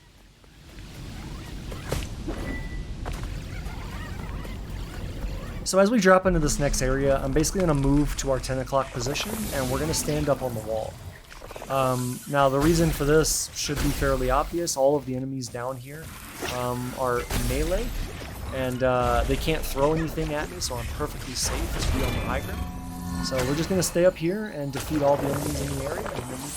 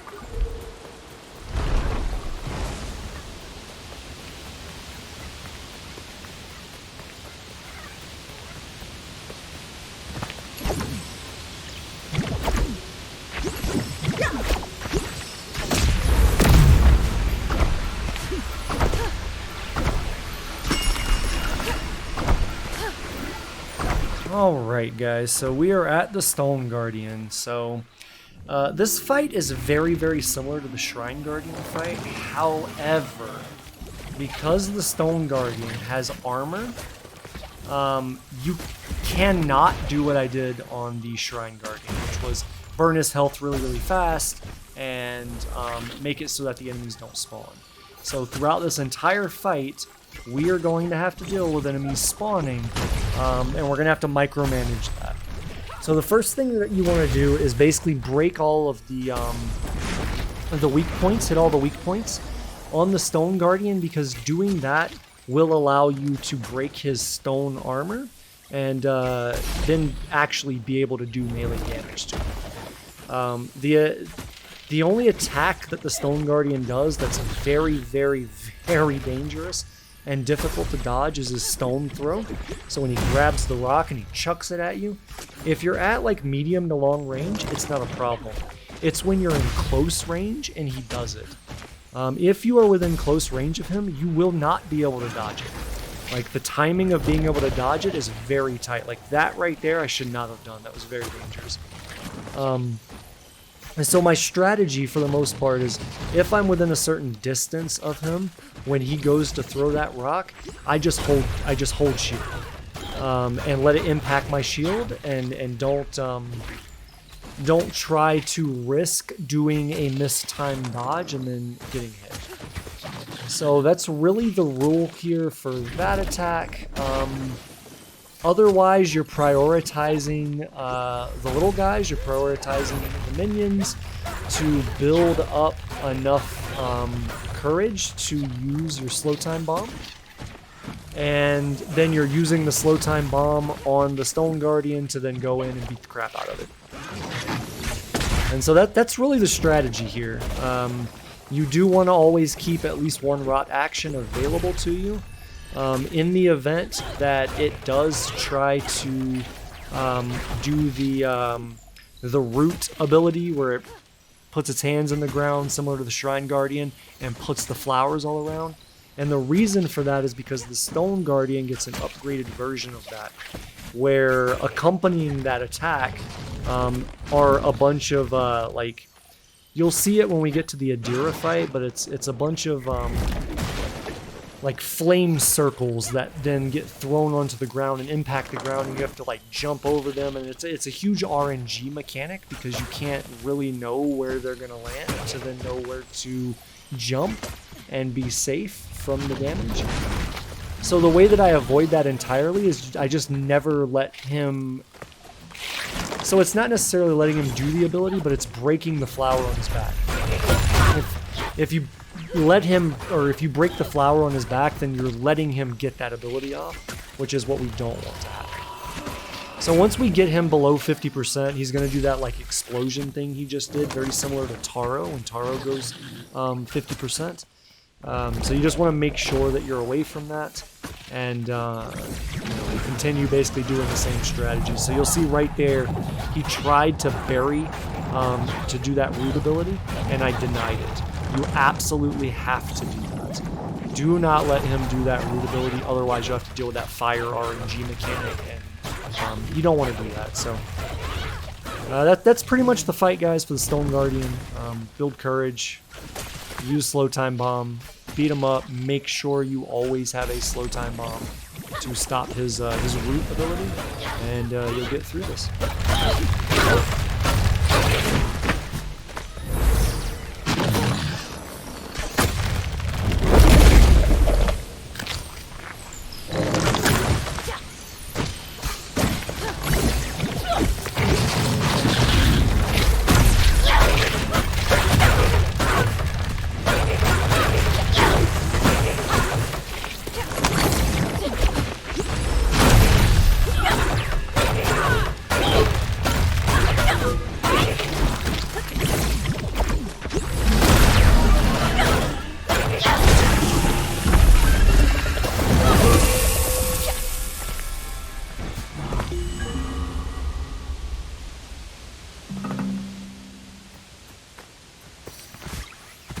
Found my tools, just where I left them.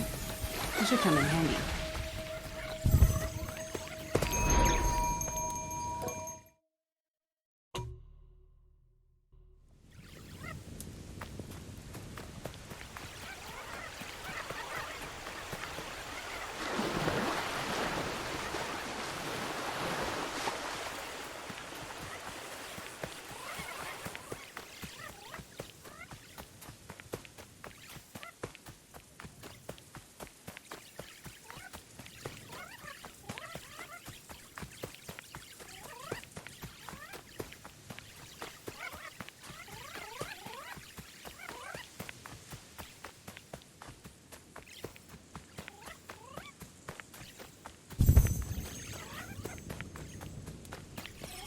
Okay, I've got the plate working, so you should be able to activate this door.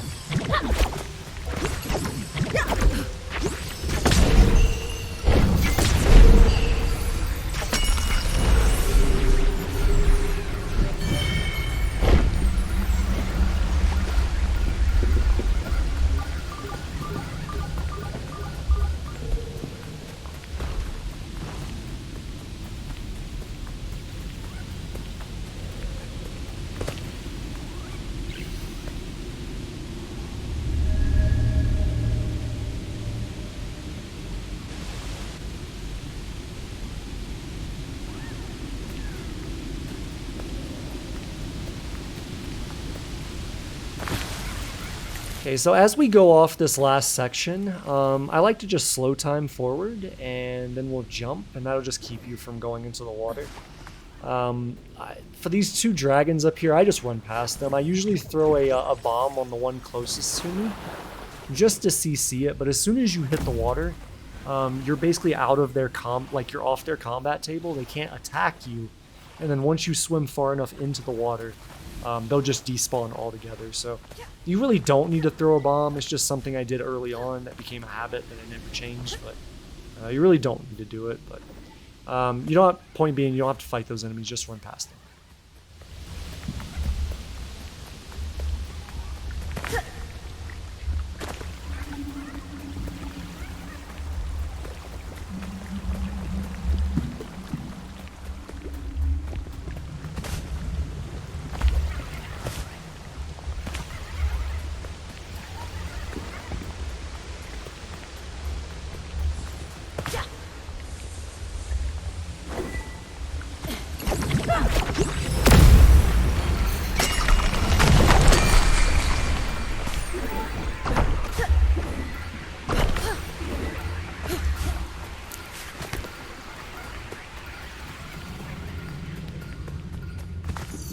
Alright, so we're about to go into the Rot Eater arena boss fight area.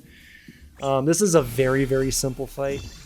So anytime you call out the Tear Dragon, you're going to get 3 dragons that are going to run after you. The way I like to do it is what you saw there. So I pull out the dragon, I run around, I take out 2 of the 3 flowers, and then before you take out the 3rd one, what I like to do is just build max courage, right? So get all 3 rot actions available. These will never attack you. They are like, you are completely invisible to them. They only exist to destroy your tier dragon. So they'll never attack you, but we can use them to build courage. So we're going to get 3 rot actions, and then once that happens, I'm going to go back, we'll break the last flower, and then that will pull in the Rot Eater boss. Now once the Rot Eater boss comes into the area, basically just stand back and wait. It's going to do kind of like a shout, and when that shout happens, you're going to get 4 flyers that come into the room. Or I guess 3 flyers, sorry. Nope, it's 4. Okay, I didn't misremember.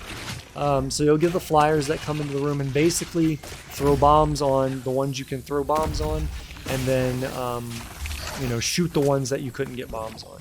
Now something that you might have seen there is that the Rot Eater will do an attack very similar to like the regular dragons, where he'll start to charge up a shot. You'll see a purple on his throat, and you'll just shoot that, and that's a really good way to cancel that ability and go ahead and do some good damage to him. And then what we did there was I threw a slow time bomb on him once he was close to the tier, and then we used the tier to do all the damage to him. And basically we're just going to rinse and repeat this strategy. So we'll take care of these flyers. We'll give him some time to do his charge attack. We'll shoot his neck, and then we'll wait for him to get close to the rot flower or the tier plant, and then we'll put a slow time bomb on him, grab the dragon out, beat him with a 3 or 4 attacks, however many we can get in, and then we rinse and repeat it. And that's the whole fight, guys. It's a very, very simple, very easy fight as long as you follow the rules and you follow the process. So that's all I'll say about that. Once this is done, we'll move on to the next section.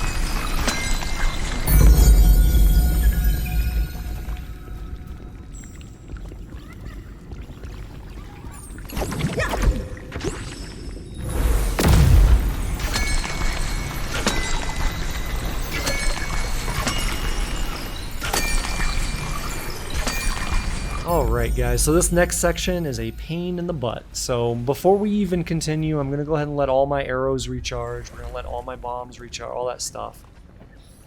Once everything's recharged, we're going to move up, we're going to go ahead and pulse, and then I'm going to move off of that center spot. The reason for that is because this platform is going to move to a dedicated location, and then it will stop. And if you pulse and happen to be on it, then it'll continue moving. We don't want that. So as you can see, we're going through here. We've got bombs trying to attack us, and then we've got the ranged enemies trying to attack us. Really, it's just prioritizing The ranged enemies, you can pulse the bombs. You don't really need to shoot them with arrows. I do, but you don't have to. So once everything is dead, I'm going to cant the camera a little bit so I can see the ranged enemy attacking. And once I know that he's attacked, then I'll move back into the center of this platform, and I'll trigger it so it will continue forward. But that's it. It does take some practice. That area can be a little overwhelming when you're first learning it, but do that and you'll get through it just fine.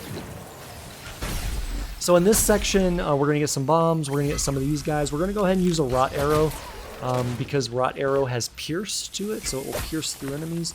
If you're lucky, you'll get all 3 of them there. I got 2 of the 3 and then did damage to the 3rd one, so not too bad. From there, I'm just going to let things recharge, and then we'll move in and aggro the next set. So we will get some ranged enemies here. We'll also get 3 of the melees, so obviously prioritize the range as I do there. And what I'm trying to do now is I'm just trying to stagger these guys so that they're into a line, or position them so they're into a line. So I shot that one guy in the head to move him backwards, and then we take all 3 of them out. For these, fairly straight and forward, we're just going to shoot them. You do want to kind of shoot them like around the same area, because each one of them will drop some courage, and you want to be able to move forward and grab all that courage as this sprout is spawning. And for the sprout, we're just going to shoot his weak points when able. Otherwise, we'll CC him and you know, use rot hammer. That's pretty much it. He was being difficult too. So rot hammer, I don't think I've touched on it, but rot hammer has a very specific range for doing max damage. So if you're too close, you won't do max damage, and if you're too far away, you won't do max damage. So there is a sweet spot to it.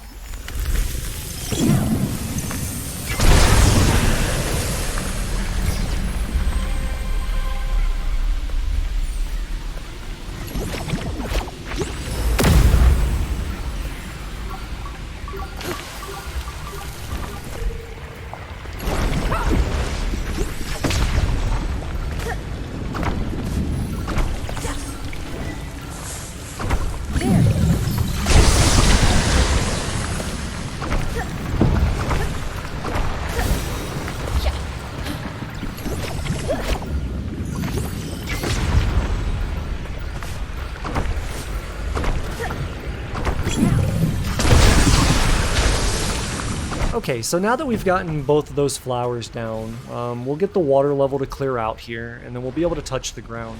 Now, normally you'd have to fight all these enemies from the ground, but with the strategy we're going to use here, we're just going to go right back up. And this is a very rare strategy because there's not a lot of instances in Kana that allow you to do this type of strategy where you're out of range of the enemies and considered out of combat. And so what I mean by that is after we clear out these couple of enemies, we're going to get 2 mages that are going to spawn into the room.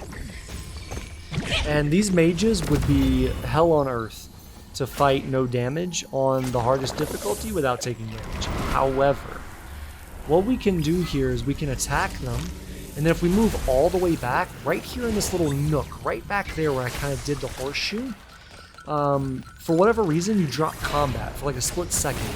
And because we drop combat there, we get all of our rot action back. And because I have the ability that when I re-enter combat, or when I enter combat in general, I get a rot action, then I basically enter into this loop where I drop out of combat, go back in combat, and I have a free rot ability. Then I drop out of combat, go back into combat, have a free rot ability. And so we're able to rotate this infinitely, indefinitely, to basically just use rot arrows to kill both of these mages for free without any danger to ourselves, because there is literally nothing they can do to hit me up here. It is a very brilliant strategy. I admit it's not my strategy. I didn't discover it, but definitely adapted it because it is it's literally min-maxed. You can't make this area any better. than doing this. So that's all we're going to do here for the second mage. We're going to do a repeat of what we did on the first one. And once we push him back a little bit, I will be able to stand back here and basically be permanently out of combat. So I'll be able to just use rod abilities one after the other. But until he gets further back, I won't be able to do that. But that's the strategy for this section, guys. Try it out for yourselves. It's really fun and quite brilliant. So that's all I'll say on this one.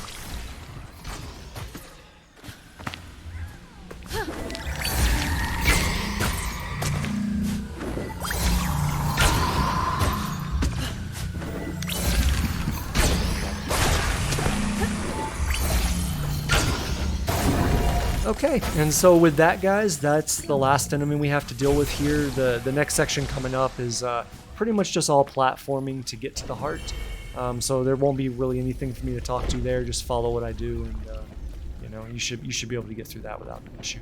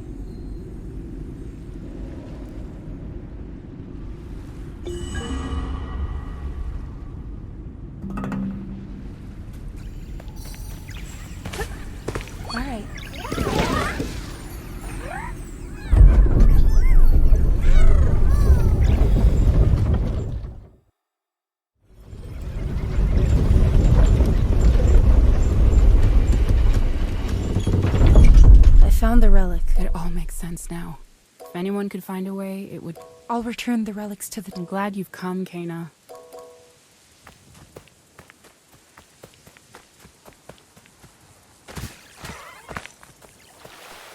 Can you pick that up?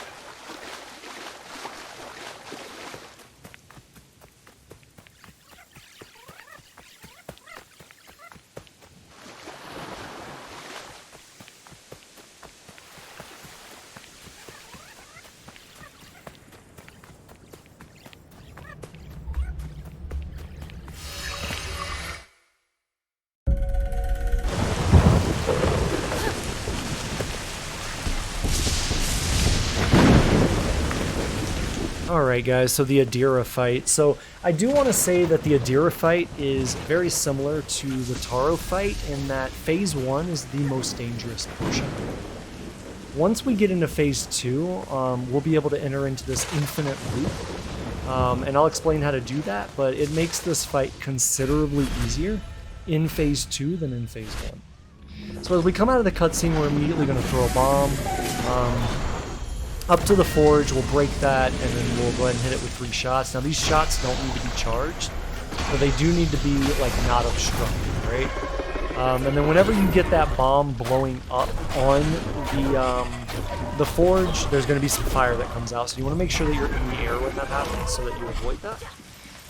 Once Adira jumps to the back here, we're going to move to this side of the platform. The reason that I do that is because the waves of fire, the main waves of fire from the forge, cannot reach you there. So what that means is that you only then have to ever worry about the additional pieces that are coming off of the forge as Adira hits it. So, you know, as you can see, this first section is fairly simple. We need to break the forge one more time, and then that'll push us into the next phase. So we're going to align on this side again, and just be looking for the little nuggets that are coming off the forge that are flying off. The main rings of fire, I don't care about. Because those will never be able to hit. And as long as you do this fast enough, you don't have to worry about the 2 melee enemies, because they'll never have an opportunity to attack them. Okay, so that takes care of that. Now I throw a bomb on Adira, basically right when we're going in, and if I'm lucky enough, it'll have the effect that you saw there, which will cancel the first attack that she tries to do. Now what I want to do here is I want to, basically anytime you throw a bomb on Adira, she's going to absorb the energy and reflect it and throw her sword at you. And so what we're going to do is we're going to make use of that by putting her into this infinite loop. Now every time she throws the sword is kind of a pain in the ass to dodge. It's kind of like the Stone Guardian's Rock Throw. So the way I suggest to dodge it is to not dodge it and just use your shield to block it. But we're going to make her go into this infinite loop that whenever she jumps back, I'm going to throw immediately, and she's going to throw her sword, and she'll enter into this cycle where she'll do the attack she just did, then she'll jump straight up into the air, she'll crash down, we'll jump over the flames, we'll attack her again, then we'll back off, and she'll do something else. Okay? What we want to do is we want to throw a bomb at her to get her to go into the cycle again.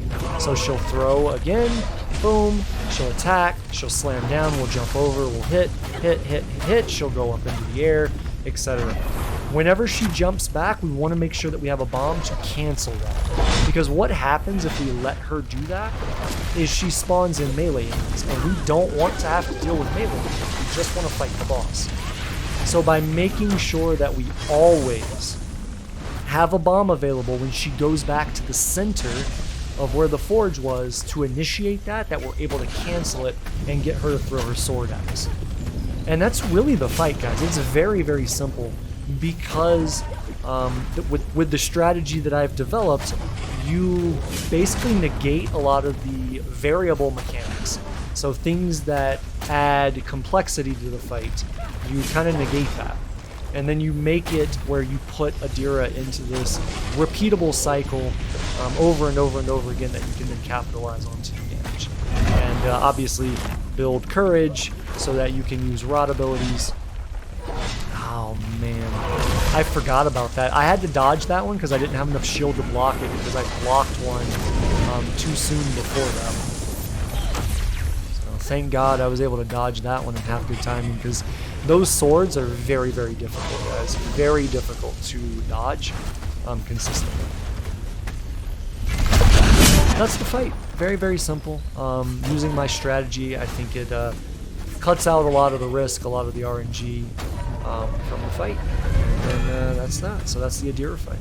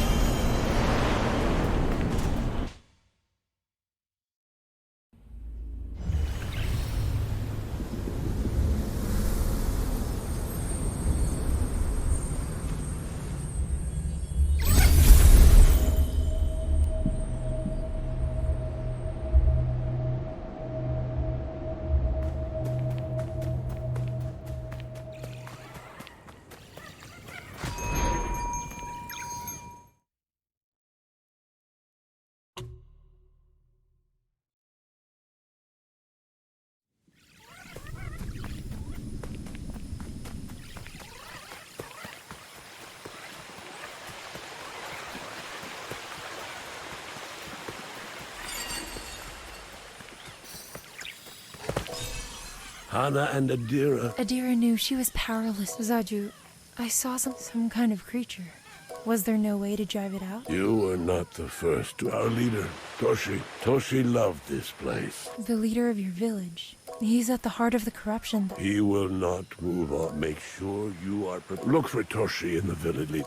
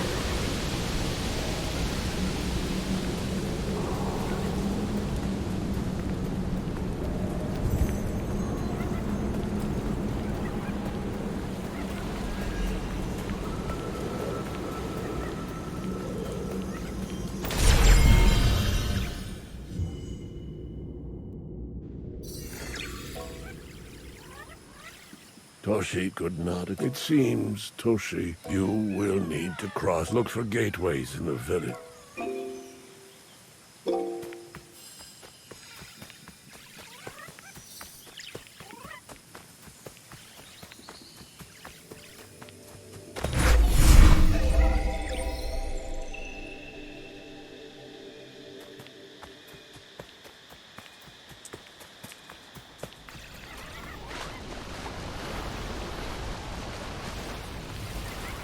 Okay guys, so as we come to the top of this area, we're going to have a mage that spawns in, and we're going to fight the mage basically the same way we do the other one, like the very first one we fought, where we come in with the heavy sprint attack.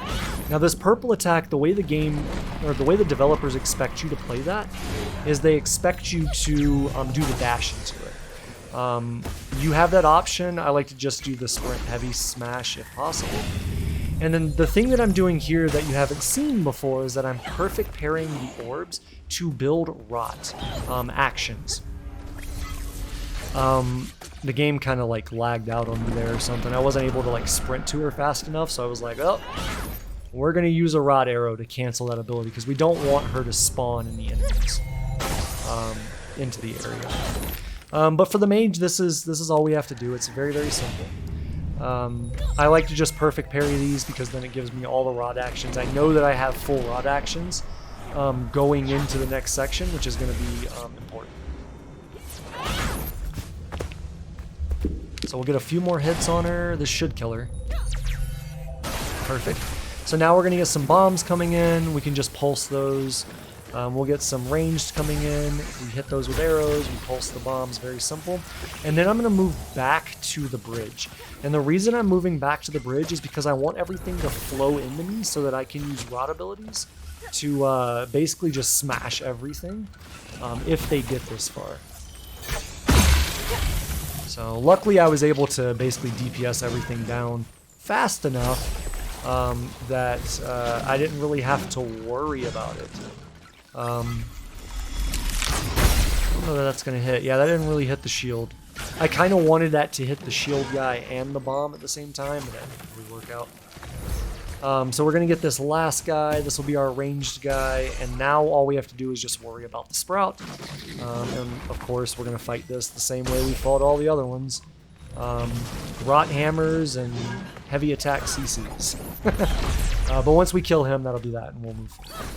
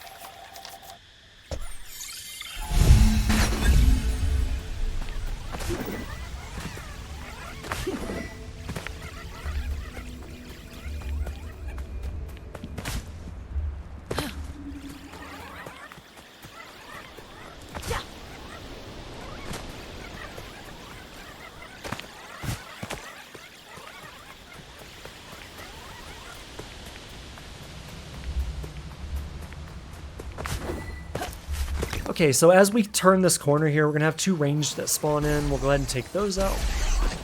We want to go ahead and pulse the courage orbs. We want as much courage as we can get for this next area because we're still in combat. So as we run in, we're going to hit the flower and pulse the bomb at the same time. We'll take out these enemies, and then we'll get a sprout that comes in, and of course we're going to take the sprout out the same way we always have. I feel like I sound like a bit of a broken record here.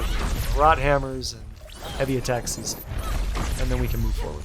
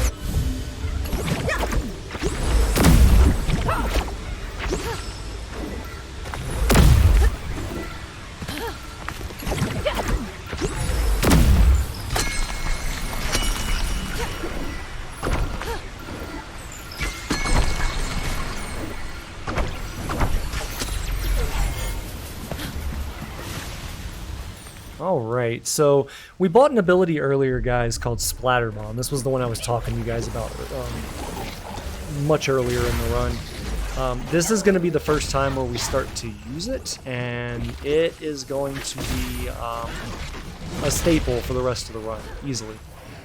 So what this does is I throw it down on the ground, I shoot it, and you'll see smaller bombs that go and attach to the enemies, and then they'll explode.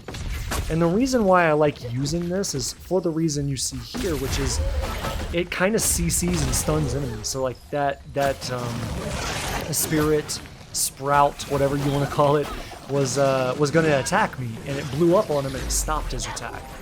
So it makes it. Oh my god, I remember this. Oh, I should have gotten hit there. Like, that's so close.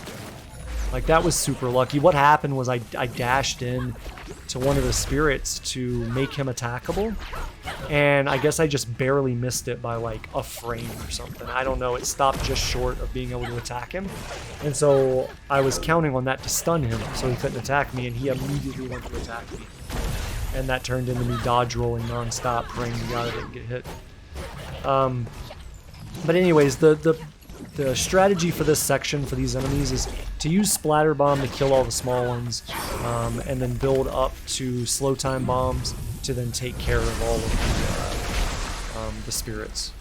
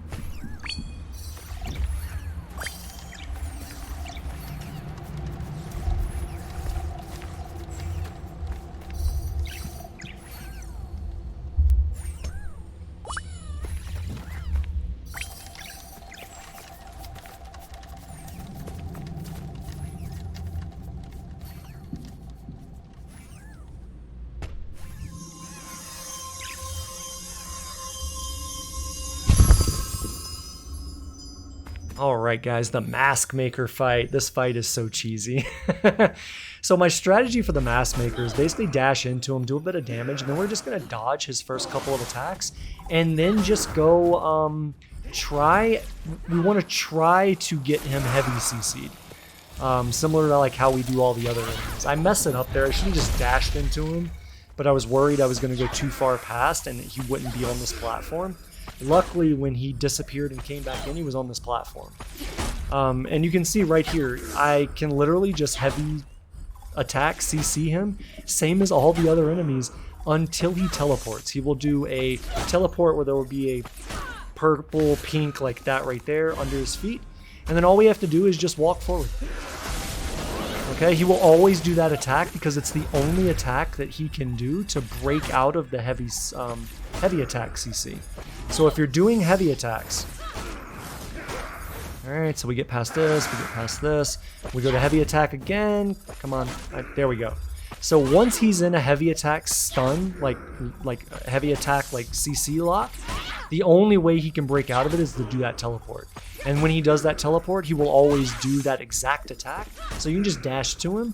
And then I like to throw the slow time bomb on him just to make sure that I can try to get him heavy CC'd again. It's the best way to get him heavy CC'd again. It didn't work out well for me there. As you saw, he was able to do some sword attacks on me. But the majority of the time, you will be able to instantly get him CC'd again. So it makes it very, very simple. And you know, it's funny that so many enemies, as you guys hopefully have seen in this run, so many enemies are just super weak to you just doing heavy attacks nonstop, and then they can't do anything. I don't know that that was probably developer intended, but as I worked through the strategies in this game, that's just kind of what I landed on and figured out, and I stuck with it. So anyways, that's over. We're on the warrior path now. Let's move on.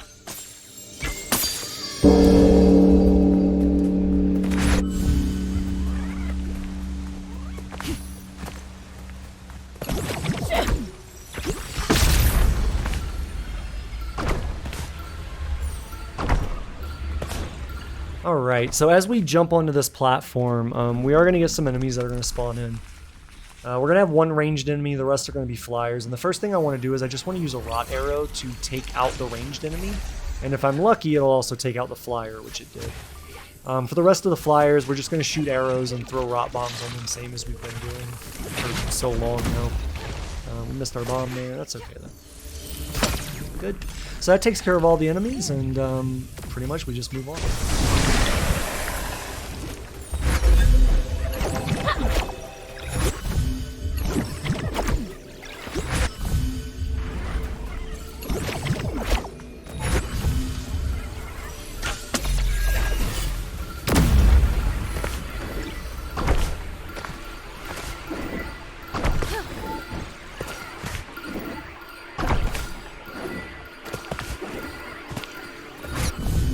Alright, so for this group of enemies, the first thing I'm going to do is I'm going to throw a bomb on the ground.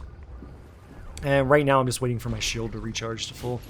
But we're going to throw a bomb on the ground, and then I'm going to take out the ranged guy at the top, and then we're going to shoot the bomb for the splatter bomb effect. And we're just going to use this to try and whittle these guys down, because we are going to get some spirits in here. And, you know, similar to that very first section where we first used the splatter bomb, it's basically the same strategy. We just want to do as much damage on these guys as we can to build up rot actions. And then once we get both of the spirits in here, because there will be another one that'll come in right there. There we go. So once we get both of the spirits in here and all of the melee guys are down, we'll just be using the slow time bomb like we did before to take care of these guys and just whittle them down until they're all defeated. So that's that. Basically the same strategy as you guys saw before.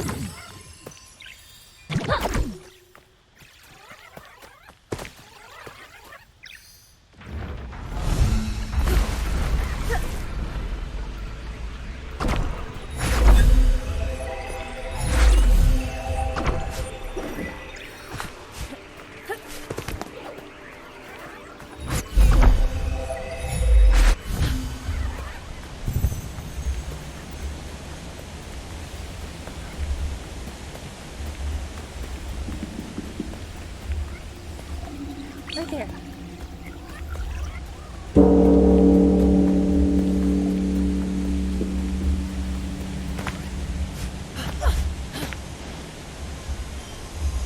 Alright guys, so the warrior, guess what we're gonna do? If your thought was, you're probably gonna heavy attack, CC him so he can't do anything, you would be correct. So the first thing we're gonna do is dash into him, roll to the left. He'll then jump away from us, he always does that. We're gonna throw a slow time bomb on him, he'll always jump to the left. Once we stick him with that, and then we're just gonna start heavy attacking him. Now, the only attack is that attack right there. Will be, very similar to the Mask Maker, right? There was only one way he could break out of it.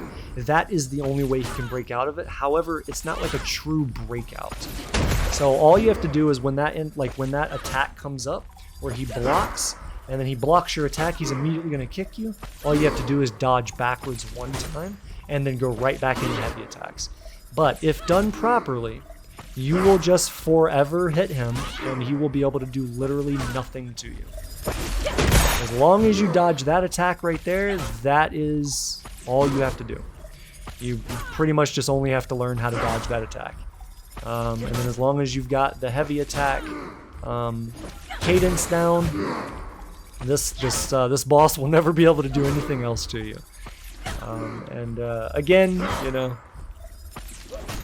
I don't think it was developer intended necessarily that you could just do this over and over and over again on so many different things in this game to make them trivial, but for a no damage run, it's beautiful. We're sticking with it, so that is the warrior fight. Easy peasy. We can move on to the hunter now, which is not so easy.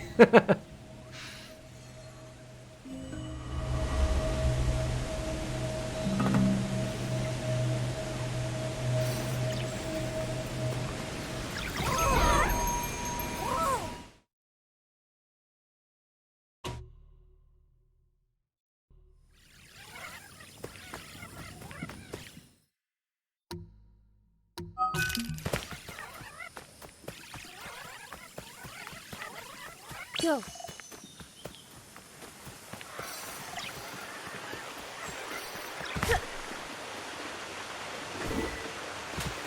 Alright, so we'll have a bunch of enemies that are going to spawn in here. I just run by them. You can use the dodge roll to get past them faster, but as long as you just have good angles and you know exactly where you're going, you should be able to get past them without any issue.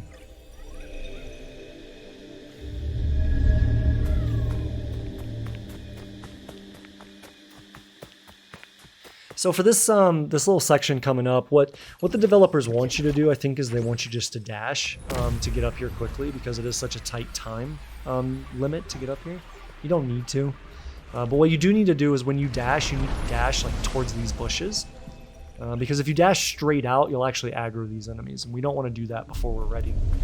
So as we come in, I'm going to run right past the spirit, and we're just going to run and hit these guys really, really quick. And if you do that, the spirit will throw a rock, but the rock will always impact the cliff sledge. So we'll take advantage of the high ground there to take out the other ranged enemies, then we'll drop, and we'll just deal with this guy, as we would any other sprout, or really singular target or boss thus far in this game. So we'll take him out and then we'll move on.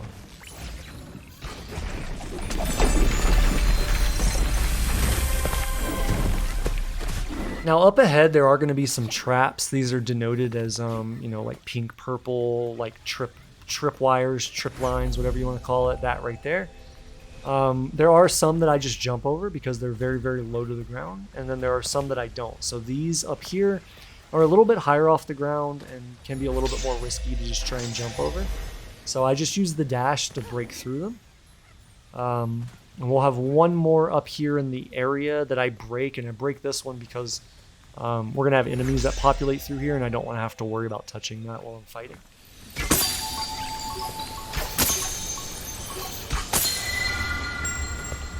Alright, so we're going to grab the tier, we'll plant the tier, and as soon as the tier gets planted, we'll get 3 enemies that spawn into this area. So I'm going to go ahead and head out this way, and I messed this up so bad.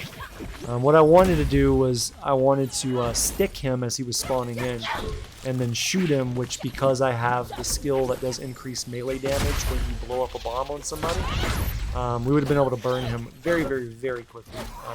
So right now, all of this is scuffed. I'm kind of frazzled, and I'm like, I'm just kind of playing the game. We're not really doing strategy anymore. I'm just playing the game. At this point, I think my mind kind of settled, and I was like, okay, we need to go take care of this range guy. And now we've got melee guys with a spirit, which we've had several times before so far. So we make the spirit vulnerable, and then we're just going to use slow time bombs to whittle everything down. I don't really use the splatter bomb here.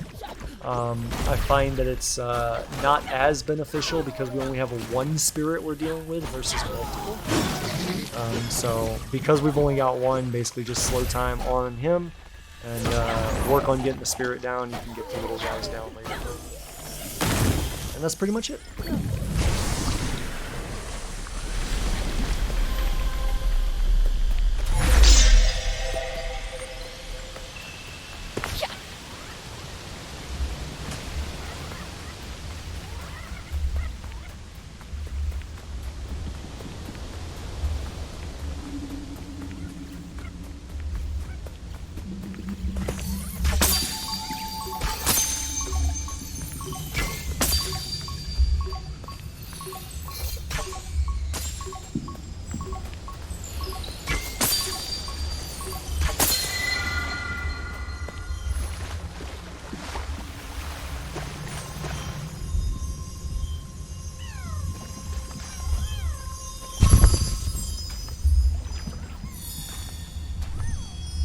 Alright guys, so for the hunter, this one's an interesting fight because there is a little bit of a, similar to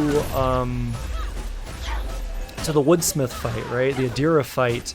I did find an infinitely repeatable strategy for the most part. And so what it is basically anytime we throw a bomb, the hunter will target it.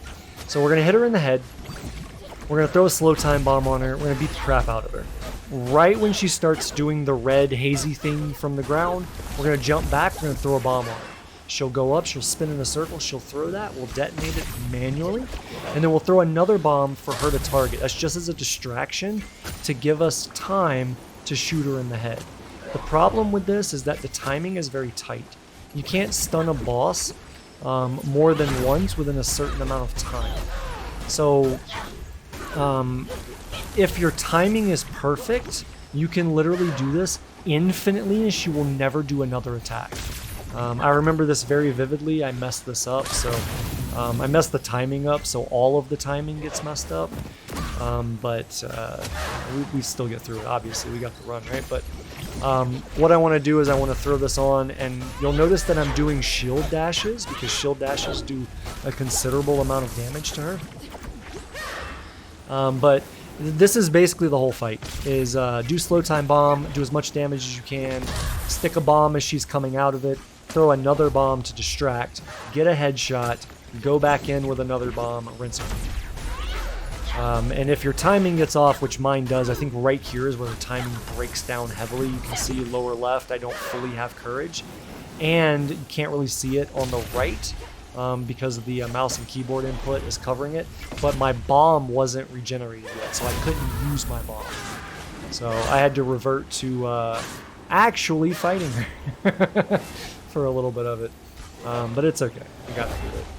Again, if your timing is perfect there, you will be able to get through that by doing this combo over and over and over again, and she basically never gets to do anything. You just pretty much lock her in an infinite loop, and she'll never attack you. So, any kind of a boss fight where you're, fighting the boss and yet they can never attack you, I think that's a win in my book. So, that's the strat, and that is the hunter done without taking damage.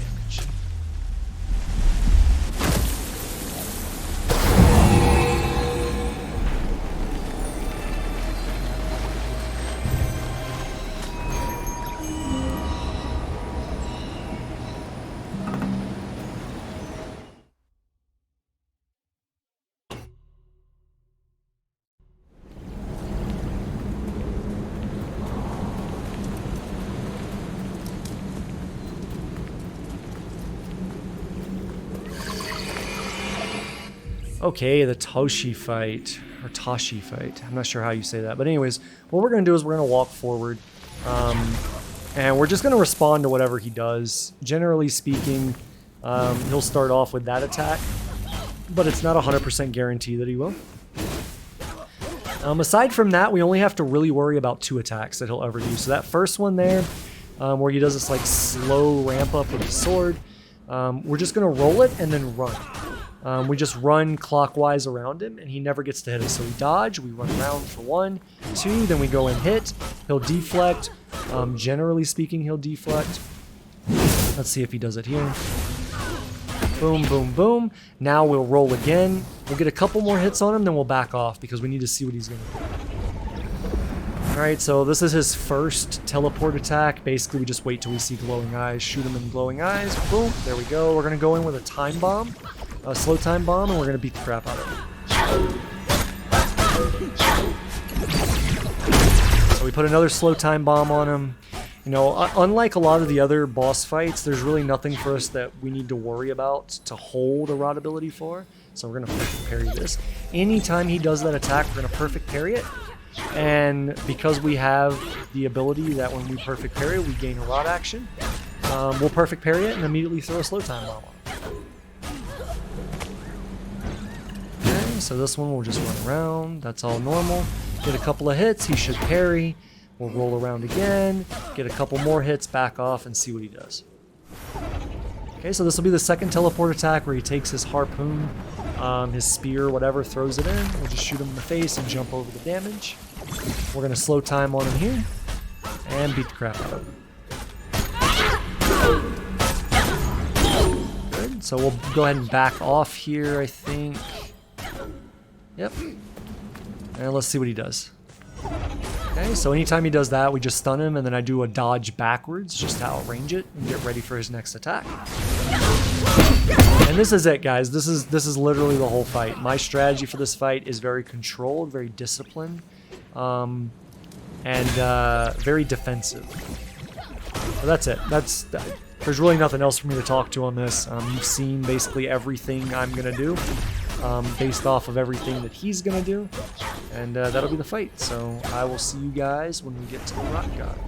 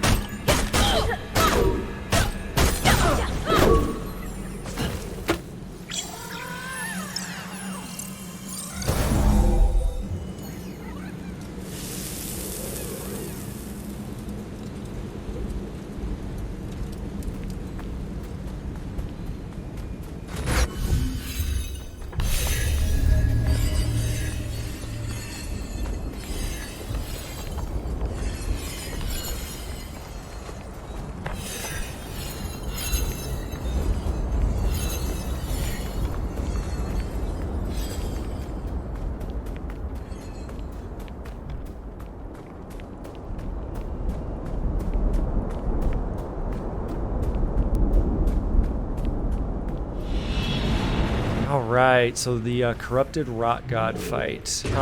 This one's very simple. Phase 1, basically we just need to shoot a bunch of these weak points until we get his health low enough. There's a couple of attacks that the boss will do here. really, I mean, there's not a whole lot to talk to on these. They're very distinct animations. You could pretty much just copy what I do. This was very odd. I've never had the boss like kind of just sit there. Usually he always like walks in on me. So I'm not sure why this was happening, but... Alright, so he's still just sitting there. Ah, there we go. Now we're moving. Now we're moving a little bit. Eventually the boss will walk into me and we'll do the ability that I want to talk about. Because I've seen several different ways of how people deal with this. It's the left arm swipe. So right there, I just dash through the gap. I find that to be the most consistent and safe way to do it. Aside from that, there's really nothing else to talk to here. I do try to throw bombs on and explode those bombs for a bit of extra damage. But, you know, if you're not able to do that, that's okay. Just use arrows. It's not.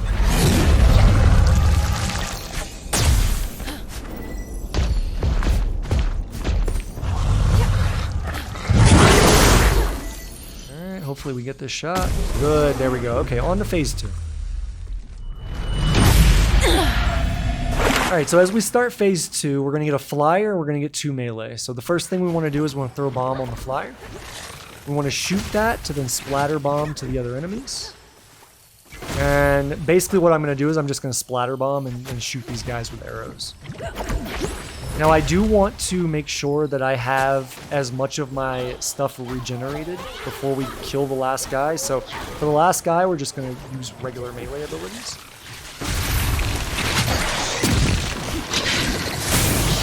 As you can see, I'm prioritizing the flyers, prioritizing splatter bomb onto them. And the other thing that I'll note that I really haven't touched on this one, I kind of forgot about until right now, is when you have a lot of these enemies that can shoot at you, the best thing you can do is move in one direction and maintain that direction. So you'll see that I'm always moving clockwise relative to the enemies.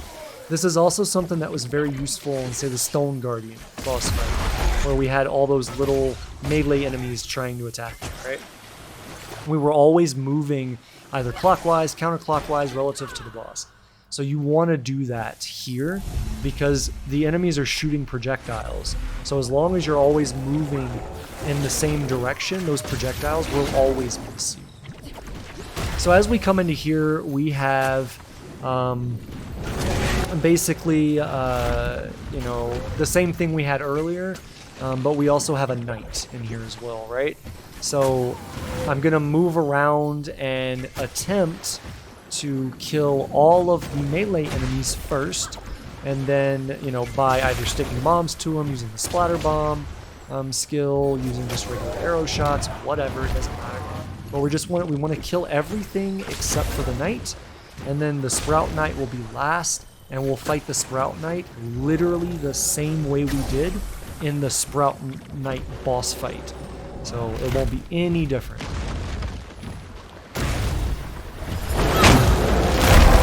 So as you can see, we're doing the exact same thing. Now, if for whatever reason he jumps back and outranges me, right, we just respond to whatever he does, and then we go back in. Very good, yep. And now we're just doing our heavy attack CC, right? Okay. Good. That's what I was talking to you guys about earlier that I should have done when I was on the actual boss fight for this thing. And I ended up perfect parrying it because I was lucky. Alright, so that's that. That's those enemies, so now we'll move on. And so we'll go right back into, I guess, phase 2 of the Rock God fight. So for this one, the Rock God's going to gain a new ability, and that new ability is kind of like this laser that it'll shoot from right to left. So, you know, very similar to the first fight, or the phase 1 fight, you just want to stay away from it. Whenever it walks in on you to do that grab, just kind of go through the opening. And just make sure that, you know, if you're not shooting at it, you're always away from it. Now, this ability, I choose to shield it for consistency. You can dodge roll that laser. As long as your timing is right, it will work 100% of the time, but because it's coming from right to left, the depth of view or depth of field of how you look at that and then time to dodge can be a little tricky. So I used to dodge it all the time, and then I got hit by it on a run, and I was like, okay, well, I had to evaluate why the hell did I get hit by that, and I was like, well, I didn't have that depth of like view there of like knowing that it was too close. It looked like it was slightly further away than it in reality was. So I just decided to shield it from now on. And ever since then, I've just always shielded it, just to be 100% safe. Because truly, you don't need your shield, and you don't use your shield for anything else. In phase 3, we will, but in this phase, we won't. Okay, so that'll be that. We'll go into the next section, which is all platforming. There won't be anything for me to talk about here, so I will chime back in as we move into phase 3 of the Rot God.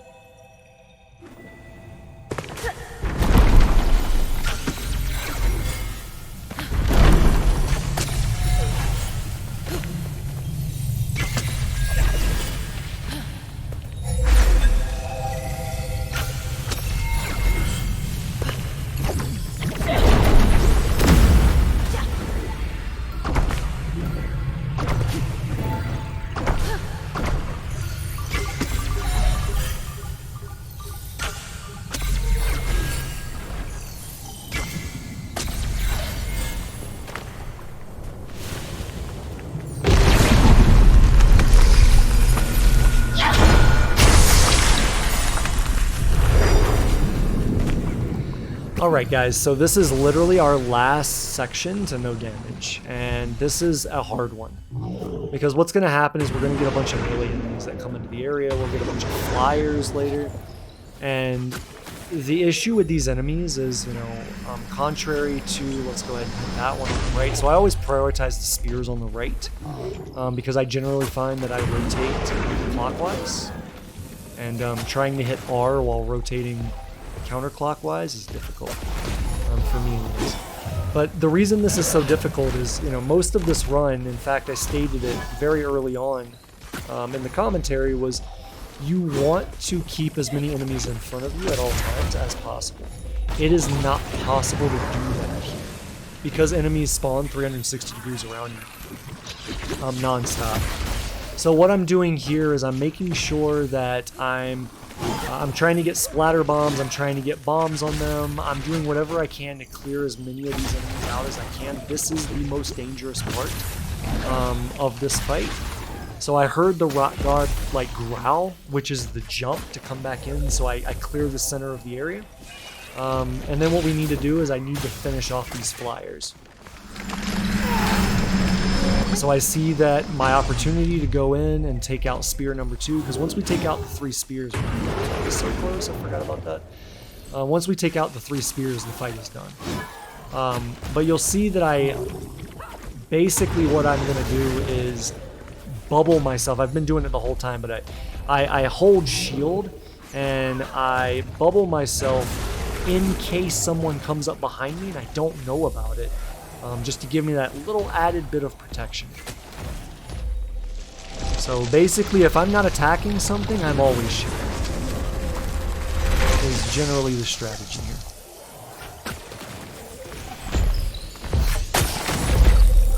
Okay, so there we go. We jump over that attack. I know that looks rough, but it's 100% safe.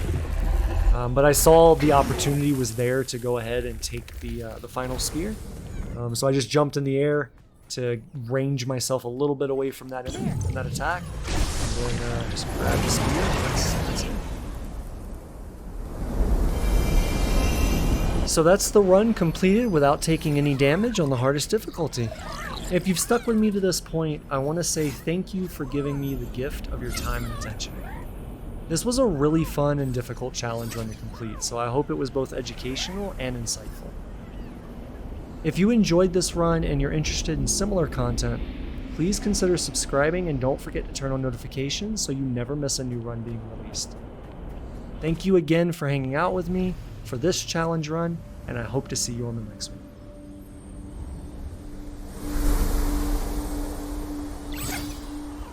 Goodbye, Kana.